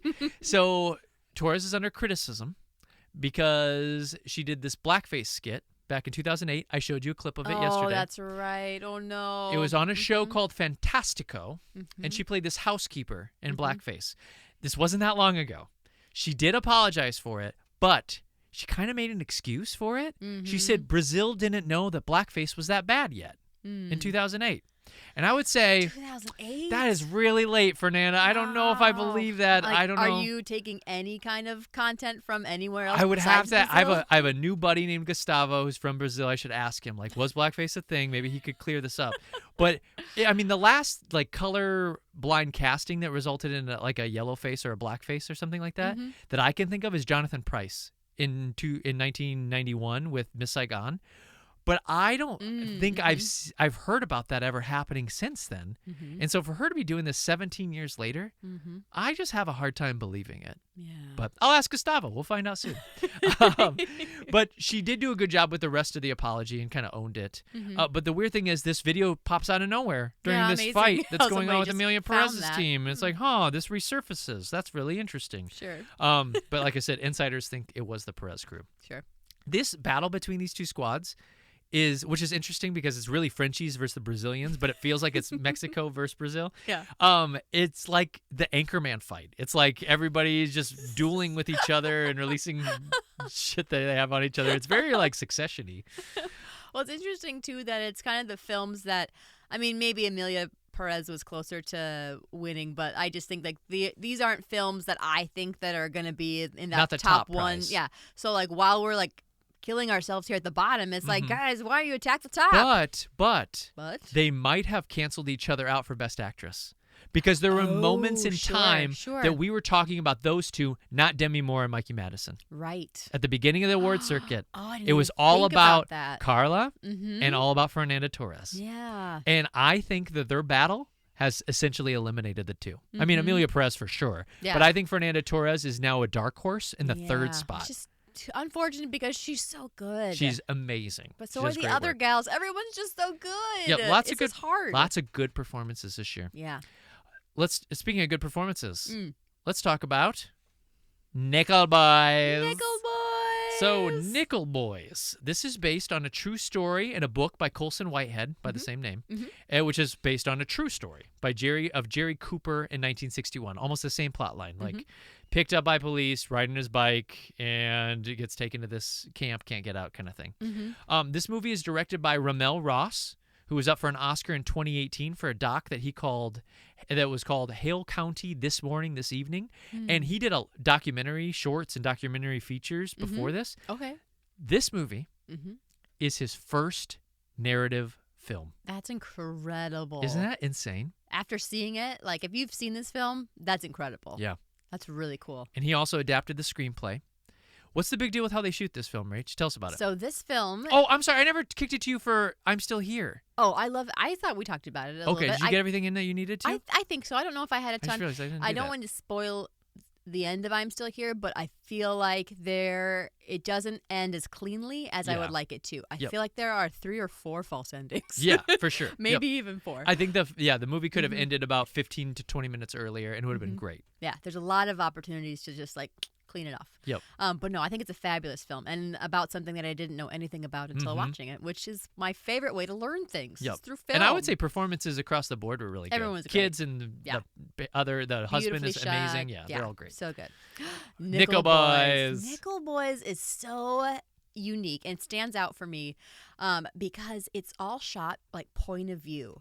And now it's point of view, but also interspersed with a lot of other like imagery and other visual pieces. But for the most part, when a character is talking, they're looking right at you at the camera. And you think it's all going to be from one person's point of view, but they do switch it. So it's between 2 young men. The 2 main leads in this take turns being the point of view who you follow. So, which is great because then a part of you wonders like, wow, am I ever going to see who I'm looking at here or who's talking? And you get to eventually. And it's just an interesting way to do a film. Like you see that sometimes for small clips, but you don't see it for the whole film. Not for the whole film. Yeah. Absolutely not. The cinematographer talked about like he would watch the actors do the scene and then he would step in with the camera and then try to recreate everything they just did with like very little adjustments. Sure. Which is fascinating. That's really cool. Yep. And I watched him do a little bit of work, and I mean, he's carrying around a heavy-ass camera. Like, it's not the VistaVision camera, but it's like, it's a hefty beast. I'm sure. So major kudos to them. I thought the cinematography was absolutely brilliant. I think that the whole idea that the actors are looking straight at you because they're talking to the camera, and in a way, they're talking to you. Yeah. And now you are in the shoes of the cinematographer, and now you're in the story. Yeah. It was like a visceral filmmaking experience or film watching experience. Yeah, it definitely did something. Like it moved the needle on the medium for me. Like, I don't think a lot of films do that, but like I'm still thinking about it. Yeah, me too. And that doesn't happen a lot where I like can't get a movie out of my head, but this is one where I've not been able to quit it. And I want to do a shout out to my guy Jaquan Monroe Henderson, who we got to meet in Louisiana. In this film. He's a supporting character in this film and does a fantastic job. He's amazing, total rock star, absolutely killed it. And that was so just cool. A gem of a human being too. Yeah, real big sweetie pie. When Jaquan showed up, I was like, "Oh my gosh!" Ray, I like leaned over to Rach in the theater. I was like, "That's Jaquan. That's Jaquan. We met him in Louisiana. That's Jaquan. He loves our film." It's like, it was quite the moment. Yeah, it was cool. So, I don't have a lot on this film because these newer filmmakers, not like a lot. No drama. No like crazy. Just like skeletons in the closet being brought up. Yeah, forward. this movie's such a baller movie though, and if we were going to continue to talk about it, we'd have to get into plot things. We have to get into symbolism, and I don't want to spoil it for people. Yeah, I'll just say. It's one of the most thought-provoking films I've seen in years, and I really think people should go give it a chance. Yeah. It's a movie that you probably are going to ignore because you're like, oh, I hear it's not really in contention. But I wish it was more in contention. I think it deserves to be in a conversation. It's Moonlight to me almost. Yeah. It feels of that. Similar to Moonlight. Moonlight's probably better. I love Moonlight. But this movie is in that conversation, and I hope more people go see it. Yeah. Full disclosure, when we went to the theater to see this, I was not looking forward to it. No, out of all the films that we had to watch for Best Picture, this one, and I don't know if I didn't see a preview for it, but I just thought, I'm like least interested in this. Like topic doesn't sound that interesting to me. Nickel Boys, what's it even about? So good, so worth the time. Watch, find it, just find it. Find it. I don't know where it is, but find it so you can watch it. The Substance. What's our time, by the way? 5 minutes and counting. Nice job. Nice. Okay. Not to shortchange Nickel Boys. It's just it's what good. Can you say? Go watch it. What can I say of such films? What can we say? It's fantastic. Are you getting that I'm doing a really good Substance? No, I know. I keep cutting it off. Can you do it one more time? Yeah, one more time. This is for you. So I was... You little brat. All right, let's talk about our Best Actress frontrunner. This Demi. is the first time, by the way, in 47 years that all the Best Actress noms are in Best Picture noms. Oh, okay. We usually get some random-ass Judy or Princess Diana movie or like some Marilyn Monroe movie. It's not up for Best Picture, but they're going to nominate the actress. That is really interesting that you point that out. Yeah. It's like, and not that those films are bad, but what is it about our process that like films that have lead women in them don't tend to be Best Picture? Yeah. What's that about? I think it's changing. Let's dig into that. I think it's changing too, but I think there's something there. I don't think it's always that the movies aren't as good. I think there's something. There's more levels to that. Well. Women who get up tend to be from biopics. And biopics don't always get nominated for Best Picture. I hear you. So that makes sense. And this crop, except for this year, you don't have anybody who did a biopic. I mean, complete unknown, but but girls. that's actor though. I'm talking about actress. Would you say Fernanda Torres is based on somebody? That would be a biopic. Yep. Yeah. Yep. Fernanda Torres. Yep. But everybody else is not. Yeah. And I'm Still Here was a shocker. Yeah. Okay. This is our only woman director of the bunch, Coralie Fargeat. Lady represent. Another Frenchie. This is the first year, another first, since Titanic year in 1998, when it's an all-new crop of director kids. Oh, okay. We have never had a Best Director group that's completely new since 1998. Maybe that's why I'm having such a tough time. I don't know who Brady Corbet is. I don't know who Sean Baker is. It's exciting. Yep, these are all new names new to voices. me. It sounds like it's a little penis heavy, but still, new voices. That's exciting. Yeah, it is exciting. So Coralie, another Frenchie like Audiard, the guy who did Emilia Pérez, they shot this whole thing in France. She directed and wrote the screenplay, and this is only her second major film. Wow. Her first major film was called Revenge. It's like a rape revenge tragedy, action-packed thriller from 2017. And one thing she likes to forge are these worlds that exist outside of reality, and she loves the excessive use of gore. Oh my gosh, the body horror in this is just next level. Yep. Viewers, beware. If you have a squeamish stomach, I would be very careful about seeing this film. If this film were to win an Oscar, it would be the first body horror film to win an Oscar since Black Swan when Natalie Portman won Best Actress. Yeah, yes. There's only been one horror movie, if it were to win a Best Picture, it would join very select company with Silence of the Lambs being the only horror movie to ever win. Summer's off list. I think it's kind of fun that horror's having like a little moment. I do Don't too. You feel like, I mean, not just with horror this, gets shortchanged. It does get shortchanged, but think about some of the most thought-provoking best movies that we've seen like in the last couple of years. I think about like a Hereditary or like a Midsummer. People talk about that film. They're just unnerving, but they're good. Yep. And I think it's starting to That's the genre is like I don't know, coming into its own a little bit. Yeah. Yep. Agreed. But this film was very risky. Yeah. So Universal Studios was set up to distribute it. Okay. And then they stepped away during production. They're like, this is too big of a risk. We're going to lose money. So what happened was Fargeat took the film to Cannes.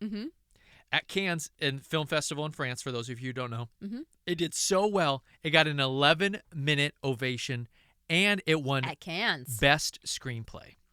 Then Mubi, film distributor Yep. was like, we'll frickin' take it, and we'll make a ton of money on it. This movie has done really well. Universal made a terrible logistical choice. Yeah. The screenplay, one thing that's kind of interesting, it's only 29 pages of dialogue.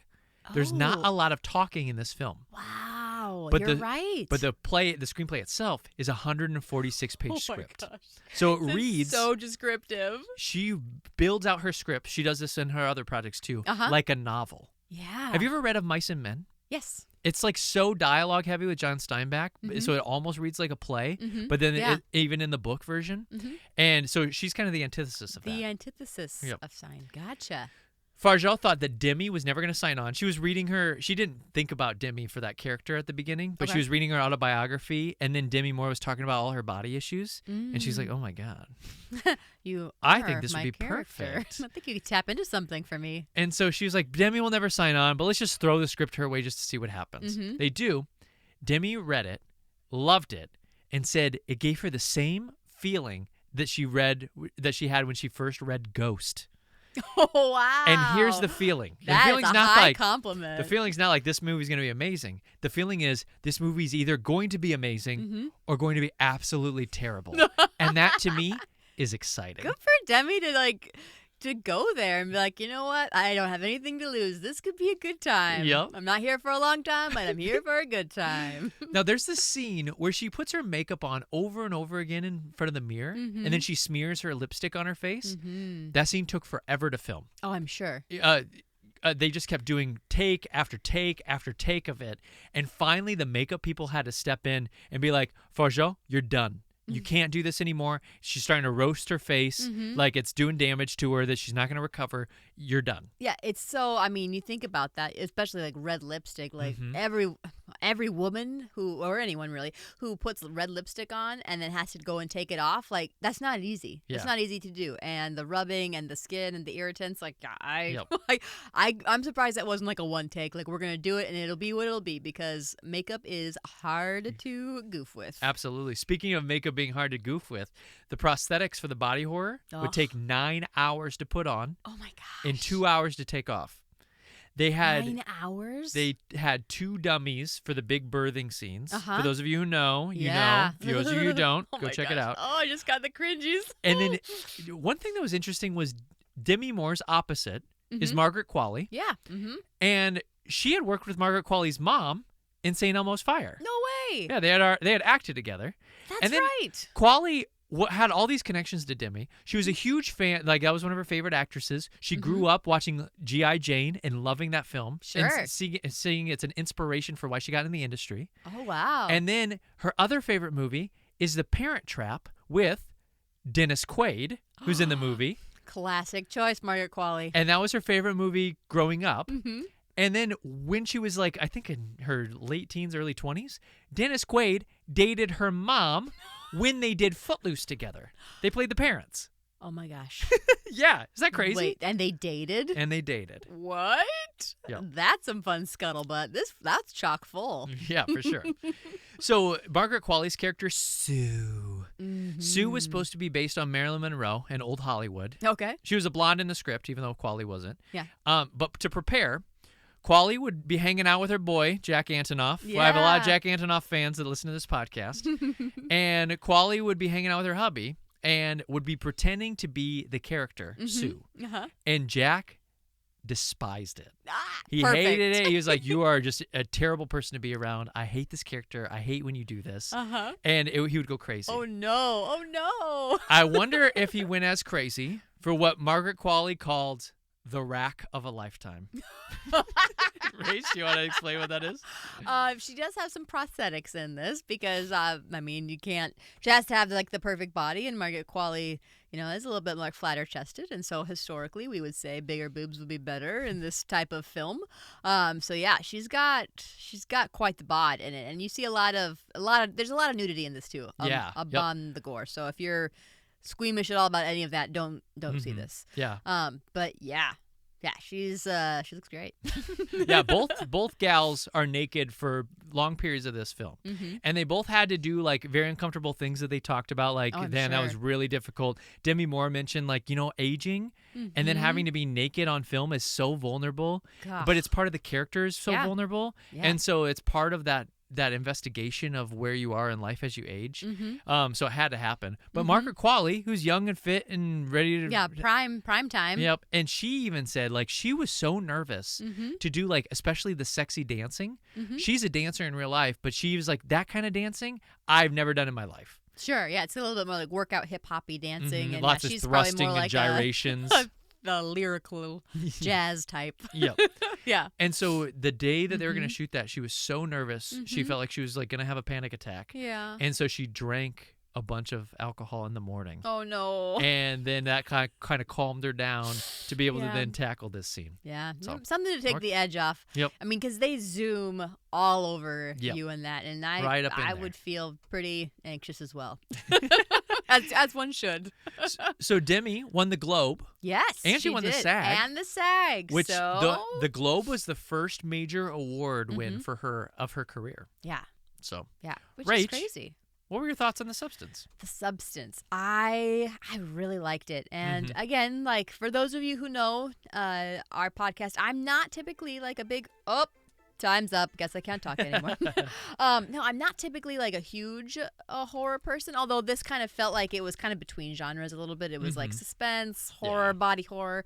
But yeah, I liked it. I thought it was really thought-provoking. I thought Demi was great in it. I thought Margaret was great too, but I really thought that like Demi got real vulnerable and like for sure. really allowed herself to just like get after this role. So and the style of the film was so crisp too. It was just again, it's also pretty thought-provoking. Yep. I thought about this one for a long time Thought-provoking, good filmmaking. Yep. Yeah. I won't say any spoilers, but I'll say there's a moment where somebody has to take on like a big suit, like a big prosthetic-y suit. Margaret Qualley was the person who took that on. Oh, she did. And Margaret Qualley My said that she would gosh. have panic attacks, and so then they would stop filming and they let her kind of calm down, but she wasn't able to leave the suit. She had to keep it on, and so she just have to like have a moment to like not do things. Yeah. And just breathe. Yeah, I'm very curious why she had to do that, and they didn't hire somebody to do that for her. I don't think it would have mattered. I mean, when you're there wearing that much of a prosthetic anyways, like we Yep. can barely tell it's you anyways, right? Yep. So Absolutely. yeah, I bet that was something. You'd be like covered in like a wet blanket or something. You're like, I can't breathe. Yep, for sure. Final film of the bunch. Final film. Ooh, Yeah. You were smart to go away from the mic. I just took it in stride. Yeah, you did. So apparently, I haven't started my timer. oh, okay. Please don't talk. Now you may talk. Apparently, we're getting a big opening Wicked number at the Oscars this year, Oh, okay. but we're also not getting any best song performances. Rach, Oh, what? would you take this straight off? No best songs from anything. Nope, no that best feels songs. like that's not really fair to the other films to I get know. to perform. I agree.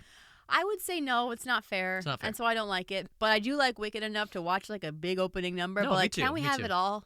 Can't we just Yeah, have well, both? if you want it all, we gotta get rid of some craft awards. How about we just get rid of the commercials? No, I like that. That's a just good idea. just like no commercials. Yeah, and just save it You know, for another I year. keep saying the Oscars, that's their big problem, is they're too long, and it's supposed to be it's a celebration of film, but it's also for a general audience. It's not inside baseball. It's not like, let's talk about cinematography and like let them drone on and on as they thank all the people they love. And they get to do the post-show thing where they get to like go in depth yeah, on they do have their that thank yous as and an stuff. option. Mhm. And so I think like we only want to hear a few people speak. We don't need to hear everybody speak. And we want to hear the award. We want to see the award get presented. But this is for a general audience to try to get them to watch films. And if it's 4 hours long, they're not going to tune in. But the things that I think do draw them are things like musical performances. Yeah. I think people like watching somebody sing a song. That's fun. Mm-hmm. And so I would say like, I think there's some other cuts you should be making instead of what you're doing. See, I feel so conflicted about it because I think the Oscars are also a celebration of film, and I think it's important to remember that film is not just the actors and film is not just the director. But what if I there's told sound, you- there's costume. There's all, and they're all valid, and they need to be like, we need to celebrate the whole craft of it. Otherwise, we're gonna lose it to AI. Sure, but what if I told you that ratings are dropping every year, like precipitously? Well, I say let them go. Let them leave. You would? I'll You would say watch like, it. let's just make it an insider program and that's it? I'm gonna watch. I think I'm gonna watch it all the time. So I don't really think care. the Academy Awards should be like our parents watch the Academy Awards as well, and our parents will never watch it because I think they get bored. Yeah, mine have really never watched it. But if it was better, I think they would. I don't know. I think if it was more of Maybe. a celebration of movies and not like, now let's let the best sound editor talk for the next 4 minutes. Like, I think there's things that they could do that can make it more accessible to a wider audience. And I think that there are other award shows that those people should be able to talk as long as they want. It should be like a big extravaganza about them.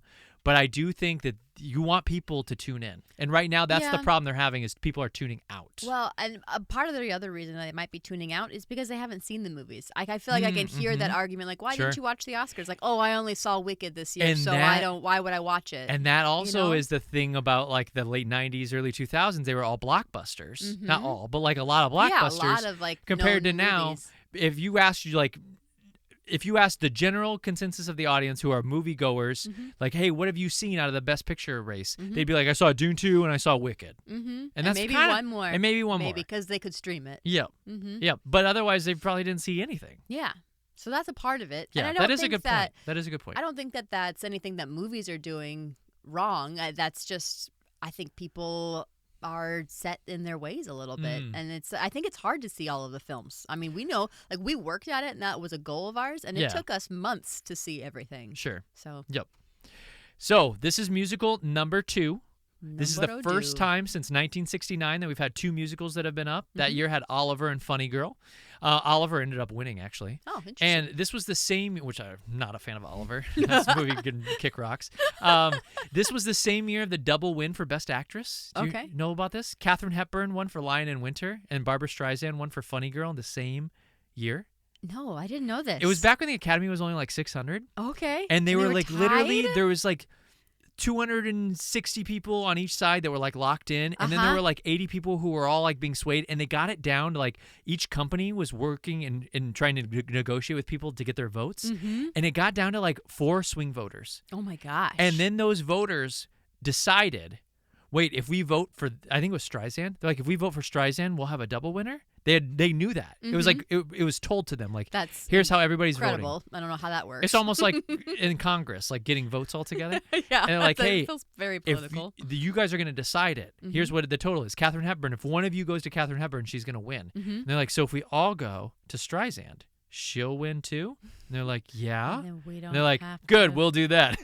Like, and so you had a shoot, why did we double tell winner. you? It's like a fascinating Oscar moment. That's crazy. And never again. Now they only have No. 601. No, now it's like crazy amount of people. You could never get everybody's votes for all 10,000 all figured out. Sure. This is the first time that both musicals have had double-digit nods. As far as Oscar nods. Oh, yeah. Since 1965 with Mary Poppins and My Fair Lady. Okay. Great year for cinema, sounds like. For sure. So this is based on the 2003 musical by Stephen Schwartz, which is based on the 1995 book by Gregory Maguire, which was such a hot book when we were, before the musical came out, like in early high school. I remember all the girls, middle school girls, having this book. Do you? Yeah. It was, but you never read it. No, I didn't, but it is an audiobook option for me, so I did think about it. And then just a reminder, when the musical comes out, Avenue Q beat it and the Tonys that's in right. 2004. Are you mad, bro? No, I'm not mad. Avenue Q is really fun. It is. But I think this is one of those cases when you reflect back on a show and you're, I don't know. But Avenue Q was so tried something with the crazy. Muppets deal. It experimented with form. Honestly, I'm probably okay with it. I'm okay Just with because it. this is a classic musical, it's going to be fine. Yep. She's fine. Don't Well, worry about Wicked. And this was a critics versus commercial argument. Avenue Q, Wicked did not do well critically. Sure. It had mixed reviews. Sure. Some people really lambasted it. But Avenue Q did amazing critically. But commercially, Wicked was murdering it. Yeah. And so it was just this like, what are they going to go with? Yeah. They went with critics. Got it. But before that happened, Whoopi Goldberg tried to buy the movie rights back in the 90s when the book came out. Oh, dang. Then Claire Danes tried to do the same. I think Claire Danes wanted to be Elphaba, by the way. This is before a musical. Oh, okay. I was like, wait, what? And then Could she Demi sing? and then Demi Moore did it. They all three were trying to do it. I don't think Whoopi Goldberg thought she was going to play the role because she's older at the time. But I think the other two did. wanted it. Yeah. They couldn't make anything of it. Uh-huh. And so then it went to Ben Platt. All the way to then? It went to Ben Platt's dad. Oh, okay. Who was the main guy at Universal at the time. Okay. So Ben Platt's a Nepo baby. I did not know that until this day. And he's lucky he's got such a good voice, because I'll be honest. Does he have a good voice? Yeah, he does. He have has a good great voice. range.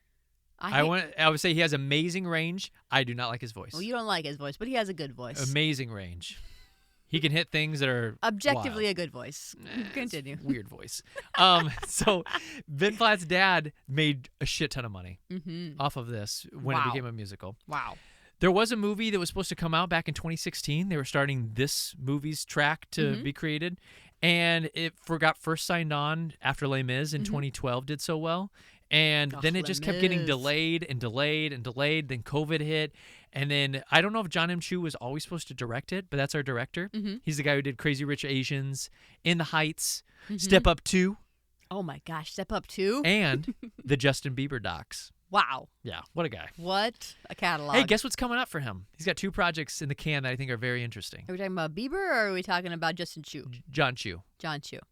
Yeah, I said Justin Chu. He's doing a film adaptation of Joseph and the Amazing Technicolor Dreamcoat. Okay. And then he's doing a Britney Spears biopic based on her autobiography. Oh, wow. Timberlake, you better get your ass ready. He's read coming that. For you. That's salacious. Yep. Excite. Yeah, that's going to happen. Excite much?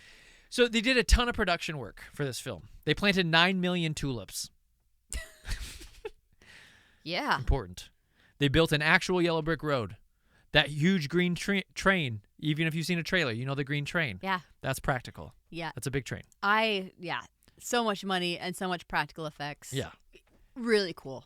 Really Honestly, cool. really cool. But what I'll say is, so they didn't want to use too much CGI, but I think the film still used too much CGI.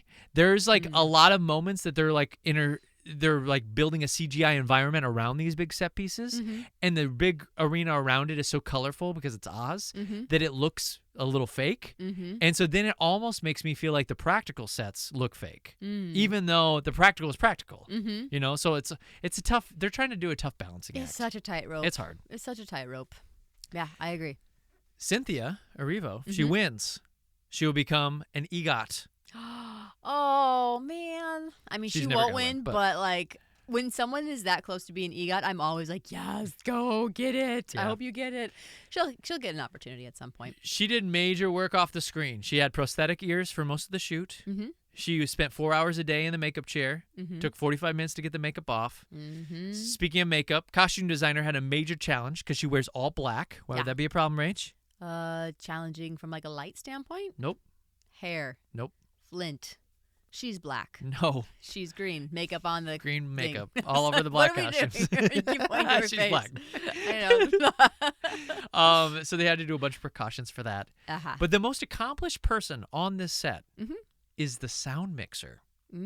Andy Nelson has been nominated for 20... That's enough of all that wicked talk. I hope you had your fun. We got more to say. This is the 25th nomination for Andy Nelson. Second only to John Williams. Yeah. Nelson's heard of him. won a couple times. He won for Les Mis and Saving Private Ryan. And from a casting perspective, Ariana Grande had to kind of fight for her life for this role. She went into multiple audition rounds with Renee Rapp. Oh, yeah. And Amanda Seyfried. Okay. Ew. I'm surprised by that, but yeah. Yeah, Amanda Seyfried is not a good singer, I don't think. I don't think for this. Ariana and Cynthia, when they were on cast, we know about their cismance, that they love each other. Yeah. What do you call it? Cismance. A cismance? Like a bromance. I love cismance. it. Oh, cis as in sister. I thought you meant cis as in like cisgender. Oh, I was no, confused. no. I was like, I don't think Cismance. Well, someone's So gay. Ariana and Cynthia would actually sing the songs during filming. I will call a little bit of bullshit on this. Okay. Because they're obviously not singing the songs like full out. I think they're marking them. Because you can tell when somebody's on screen. Yes. So these notes are hard. And if they're just like, if they look like they're kind of in control, they're probably not actually singing. And so I think they were mark singing I'll just say that as a musical theater performer. They're also two insanely talented Absolutely. vocalists. But have you seen them sing in other environments? Because they don't sing like they did in Wicked. They get their whole bodies into it. They're amazing singers, amazing vocalists, but they don't sing like that. Tenor vein pop. Yes. We didn't see a lot of tenor veins popping. Not at all. Yeah. And so, although that's cool that they sang during filming, I would say you should say they marked. They marked during filming.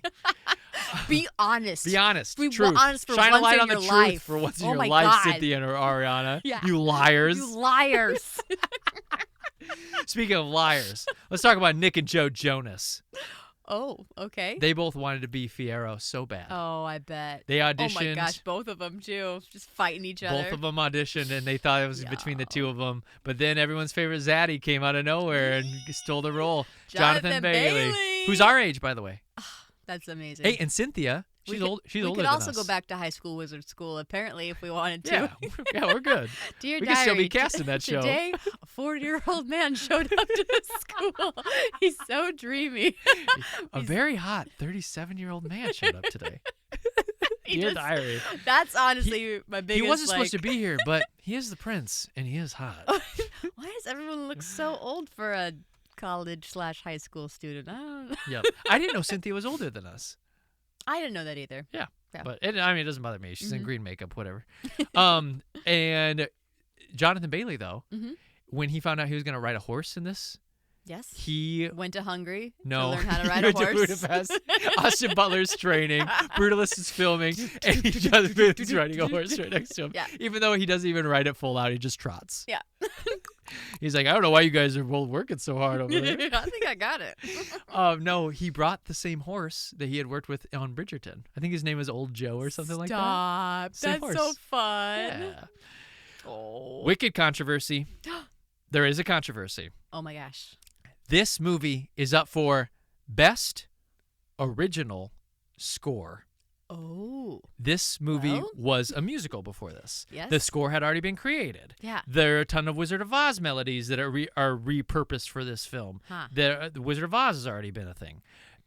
Folks are really mad about this. Wow. Chicago, just to compare it to another musical, Yes. was not up for Best Original Score. Yeah. This is not an original Is score. there a new song in it that I'm not thinking of? I mean, there's that But song that's one Idina song. Menzel and fucking Kristen Chenoweth sing that yeah. stupid-ass song. But that doesn't make the whole thing original. No. And there's a couple other like little toony things that they do. Why I don't is know. it categorized that way? It's that effed. seems, that's not right. They mucked that one up. yeah. How? People are really upset about it, and I think they have a right to be. Is it just Especially because there's some good scores this year. Well, and is it that much more like impressive to be original versus what would be adapted? I don't think instead? there is an adapted score. It just Oh, so you don't even get a big score then? No, if you're a repurposed score, I don't think you get up. Oh. Yep. Oh, I see. Mm-hmm. Well, curious. Yeah. Maybe that needs to change then. If you're gonna have movie musicals. Rach, what were your Wicked thoughts? I had a great time watching Wicked. Yeah. I do enjoy the musical, so full disclaimer, I do. I've never like seen Wicked. it. I think I'd like it, though. Seen it. You would like it. We should put that on our to-do at some point. Now the tickets are going to skyrocket. It was probably on its like last leg, and now I was it's dying like, before. it's dying on the vine, and I could get it for real cheap, but now it's going to just start all over again. But yeah, I've seen it a couple times. It's great. And the film, I think, did a nice job. I thought people sounded great. I thought I thought people were cast well. I would say I don't need a two-parter. I understand why the production team or whatever decides, like, we're going to make the most money out of this. So we're going to milk it for all it's worth, and we're going to make it a two-parter. And that was my fear going in was that this is not like the musical itself is not that. You can do it all in one fell swoop. So I think I looked up run times. The first movie I think was like 2:30 or 2:45 or something. It was between that, and the musical is like 10 minutes longer than the first part one. Gotcha. And I think so. A part of that could be when maybe they would push back on it is because a movie is so much different than a musical. Like when it's on stage, it needs to clip. It goes dialogue, song, go. Whereas like in the movie, you're going to want moments to just breathe and look at the scenery. You're going to want opportunities to do that. So I think, in addition to wanting to make double the money, I think it's also like, let's just like let our storytelling brains just like breathe and chill out and stretch it out. You know where this is going. Are you nervous about part 2 not being as interesting? I haven't seen it in so long that I can only remember like 2 things that I haven't seen yet, and so I don't know like what else is gonna happen. Okay. And I only say that because I don't remember when it happens, and when I watch it, I will obviously. Hopefully it'll come back to me, but Sure. I can only think of like 2 songs in part 2. For good. For good. I do believe I have been changed for the better. Yeah, maybe I can remember like 4 songs, but yeah, we'll see. I ended up walking away really enjoying it, and it was like everyone. I cried at the end. I thought it was beautifully done, and I'm looking forward to part 2. And you? Yeah, I'm looking forward to it. Yeah. I had a good time in Wicked. I thought it was fun. Yeah. I liked it a lot. Mm-hmm. Yeah. The scene where they're dancing and there's no words being said and Ariana Grande mimics what Cynthia Erivo does. The dance I was scene. like, why am I crying right now? This is like if I just take this moment and explain it to somebody, it's like, well, that sounds like a stupid scene in a movie. I'm like, so beautiful. And all I can tell you is I cried during it. So I think we all did. So the SAGs just happened last Sunday. Not the best predictor of Best Picture, only 12 out of 29 predictions, but the last few years they've been dead on. Yeah. Parasite in 2020, Coda 2022, Everything Everywhere All at Once 2023, Oppenheimer last year. Only missed in 2021. That was COVID year. Didn't guess Nomadland. They said Trial of Chicago 7. So, Rach, this brings me to the question. By the way, Conclave won the SAG, so it's like, well, is Conclave going to win? I don't know. Now maybe. We really don't possibly. know. What should the Best Picture be? Okay. Is it about big grossers in the 90s? Is it about indie beauties? Is it about like cultural moment movies, the cultural zeitgeist? What is the Best Picture for you? What does that mean? Oh my gosh. I mean, I have my personal Best Picture. Yep. But that's different than what I think is going to win. Yeah. And you know? sometimes my Best Picture, I don't think it should be Best Picture. You know what I mean? Yeah, but I'm it's like, just my I don't think this favorite movie should win, but this is my favorite movie of the year. I think it's got to like do all of those things. Yeah. Well, but like a little bit of everything. It needs to be creative and unique, and like a little bit of, maybe it could be an indie darling, but also like in budget wise needs to come with receipts and have done well for the mass popularity to still like it. So you don't want Nora to win? Oh, I guess I don't know. I mean, it's not that I don't want it to. I'm just saying like what I think it should be. I don't think it can be just one thing. I think it has to be the impossible. It has to be all of it. Yeah. I think the best winners are films that you're like, yeah, you reached a huge audience and you told a really interesting story. There's great representation. The artistry was firing on all cylinders. So I think like you can't have a Best Picture that doesn't have any like actors or actresses nominated for it, right? Because that's huge. Sure. You have to have that Best Picture also needs to have things like needs to be up for sound, needs to be up for cinematography, needs to be up for some of the other pieces. They like, say that's the story. They say that the precursors for if you're going to win Best Picture is usually you have to have one actor. Yep. Nomination. At least actor, bare actress. minimum, And I'd say. you need to have director, and you need to have screenplay. If you can win an actor category, director, and screenplay, then your chances of winning Best Picture are fairly decent. Sure. And so that'll be really, really interesting to see if this changes that whole idea at all. I don't know. So it almost sounds like it's more about story, but I'd be curious at like why cinematography isn't one of the top. Because I think precursors, cinematography sometimes can be like a Nickel Boys like chance that they take. Yeah. But it's not going to win Best Picture. You know what I mean? Sure. I think sometimes it's a cinematographer who takes a lot of chances or is very well respected, and they're like, it's time for them. Yeah. You know. Okay. Yeah. So I think it just depends. So I didn't answer your question, but it has to be everything. Sure. You just have to be everything to be number one. What do you think? Yeah, I think it has to be a thing where we look back and we say like this film won, and we think like this film won because why? And if we can't answer the because why, like Shape of Water, You got to go to Shape of Water. if you say like Shape of Water won, and I say because why, and you say it was really beautiful. because it was a good Beautifully movie, shot. and it's People the were creature of nominated. the Black Lagoon, and she has Best sex with director. him, and like it's It had the cool. precursors. I know it has the precursors, but like why culturally? I'm not worried about the precursors. Why Sure. culturally did that film matter? And you can't if you can't answer that question, then I would say like shouldn't have won.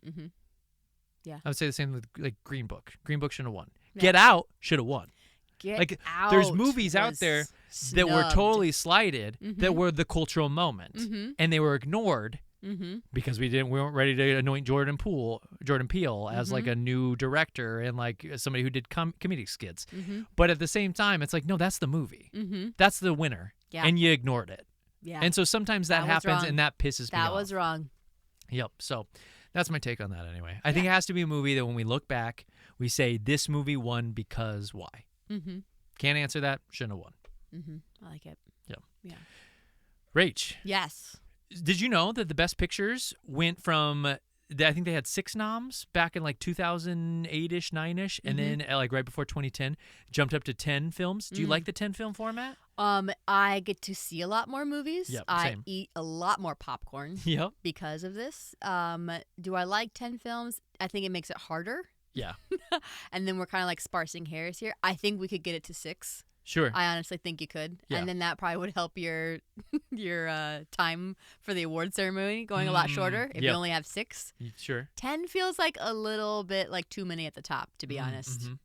But maybe they want the 10 so that way you can have like this wider diversity of films that are like, we know that they're not all going to win. Yeah. And there's some that it's like, this will never win, but at least you get to be in the same accolade as this big blockbuster. Yep. Because otherwise, then it's probably going to be more of a blockbuster situation. Sometimes. I mean, Sometimes, it maybe wasn't not. always, but I think if you're talking about what movies would have got left off if you only had 6, Yeah. Nickel Boys doesn't get up. I know. I'm Still I never Here get to doesn't see get it. up. Yeah. And So the indies, indie darlings here. Those are the 2 that I'm like, those 2 for sure don't get up. So, yeah. What was your top 10? My top 10 in reverse order. Reverse order it. Reverse order. Now, I want to clarify. Do you want to bounce back and forth, by the way? Yeah. For 10? I love that.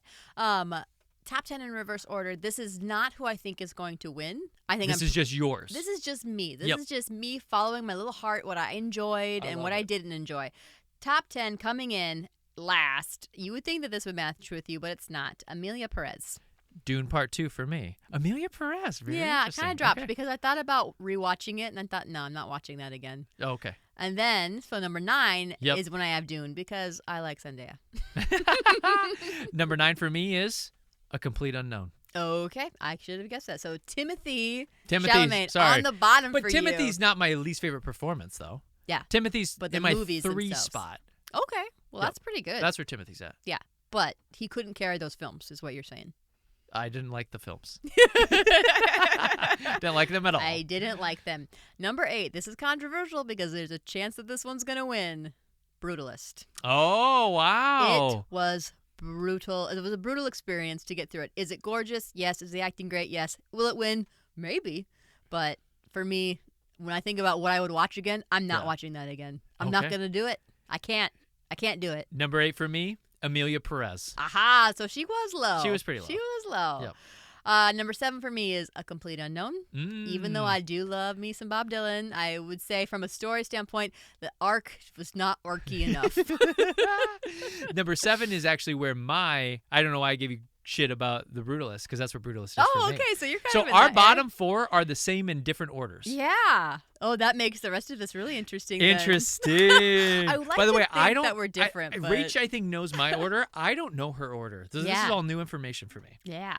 I think I like to try to like keep us different perspectives, but I think this is like one of those things when you get married, you just start to look like each other and think like each other, and you try not to. You start to be your own person, but sometimes like we're just where we are. That's so funny. Number 6, Wicked. Oh, number 6 for me is Anora. Oh, okay. Best Picture frontrunner. Best Picture frontrunner. Okay, girl. Number 5. I'm Still Here. Number 5. Okay. Number 5 for me is Wicked. Wicked. Number 4 for me is Anora. Number 4 for me is I'm Still Here. Okay. So do we have the same? Those 3 middle are also 3 as well, just interchanged. This is so weird. Yep. All right, chunks. Top 3. Top 3. Third place. I know this is not the same for us. Third place, I have Conclave. And I have The Substance. Second place, The Substance. I have Nickel Boys. First place for me, Nickel Boys, and you have Conclave. So we chunked it every chunk. And number 0, and then my everything winner. Switched. The Wild Robot. Oh, Wild Robot was That's actually so my favorite good. film of the year. It It's was not up, such a but good film. Wild Robot is the best film of the year, I think. Oh, I loved that. Oh, shout out to It's them. life-changing. It's a movie I will watch for the rest of my life. Yeah, we'll own it. Yeah, we'll own it. It's a movie that goes down as one of the top 5 favorite animated films of all time, I think. Oh for my me. gosh, I think so. that's high praise. It's You like got a lot that, of good ones up there. Toy Story 3 and Toy Story 1, they're merged. Can we count them as a single? Aladdin, Hercules, Lion King. Now you're just getting into childhood here.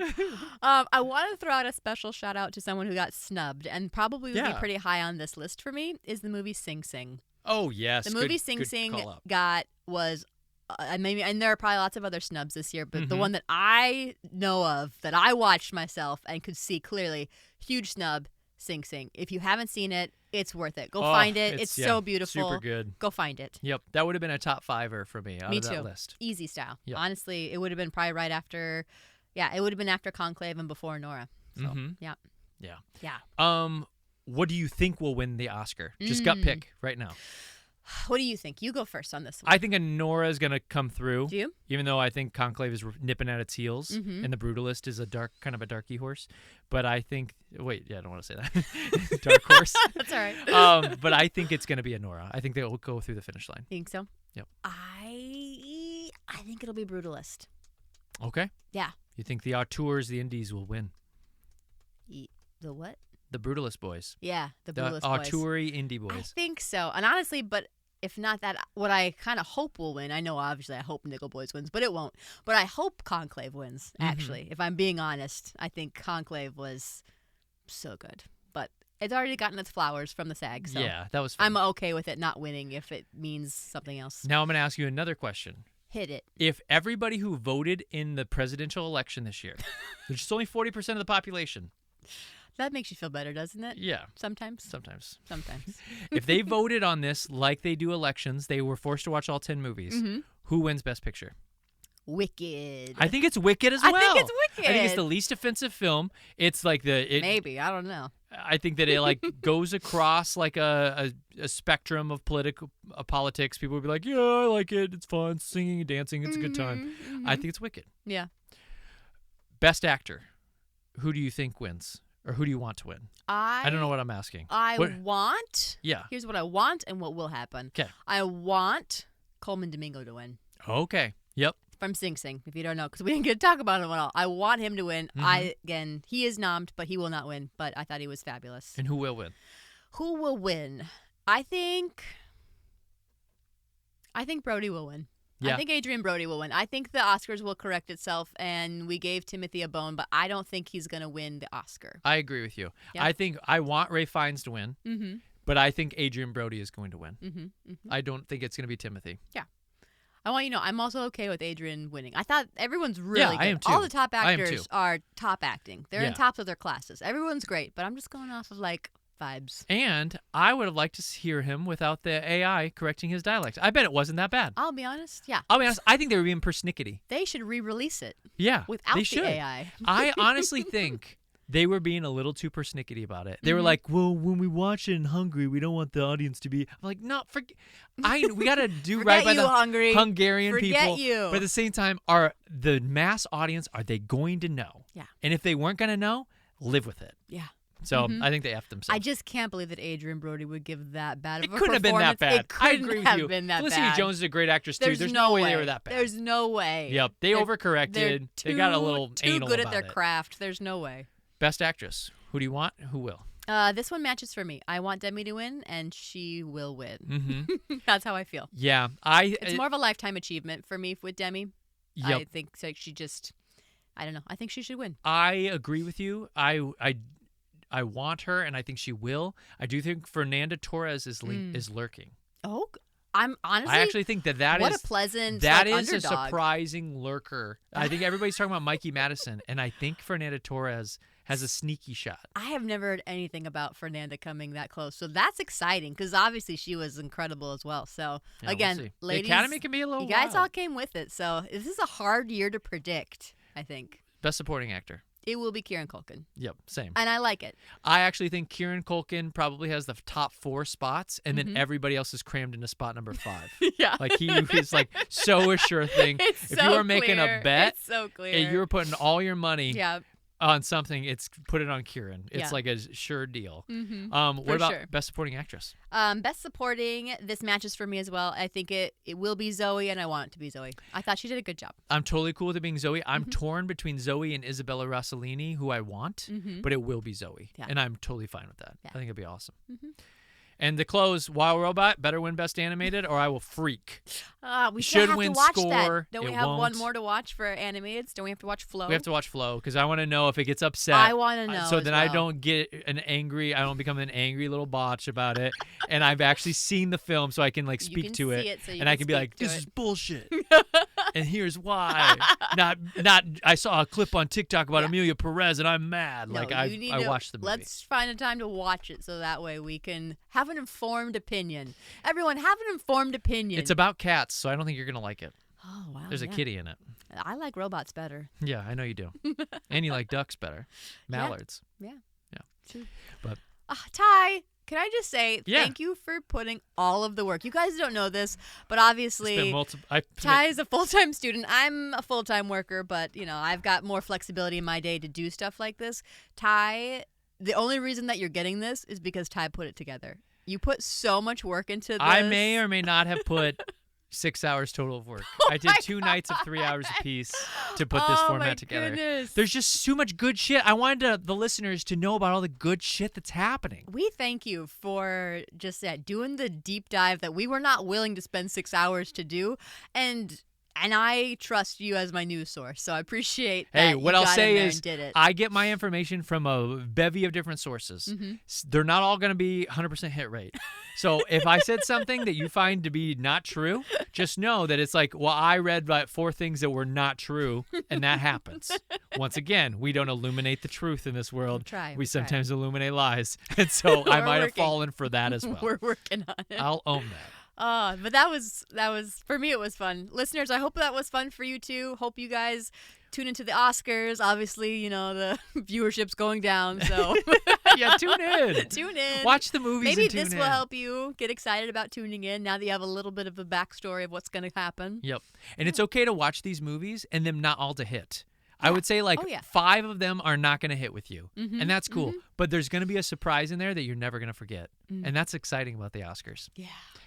Well said. Rach, I want to close on an exercise that we did the other day Oh. where I'm going to announce the Best Picture winner and you're going to give me an auditory response to it. I'm going to do this. I'll pick 3 films to do this Okay, to. so how long are we going to do this? And the Best Picture winner, 2025 Academy Award for Best Picture goes to Emilia Perez. Oh. And the Best Picture winner goes to The Brutalist. Yeah. And the Best Picture winner goes to Wicked.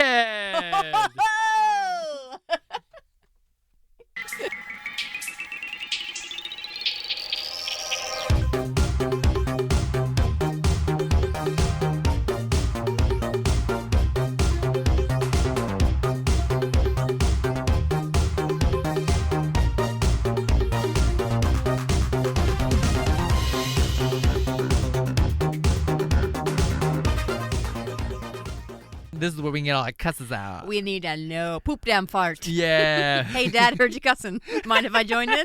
Poop damn fart. Poop What's damn that fart. from? What is that from? I don't know. That's so cool. I like that. Simpsons. Oh.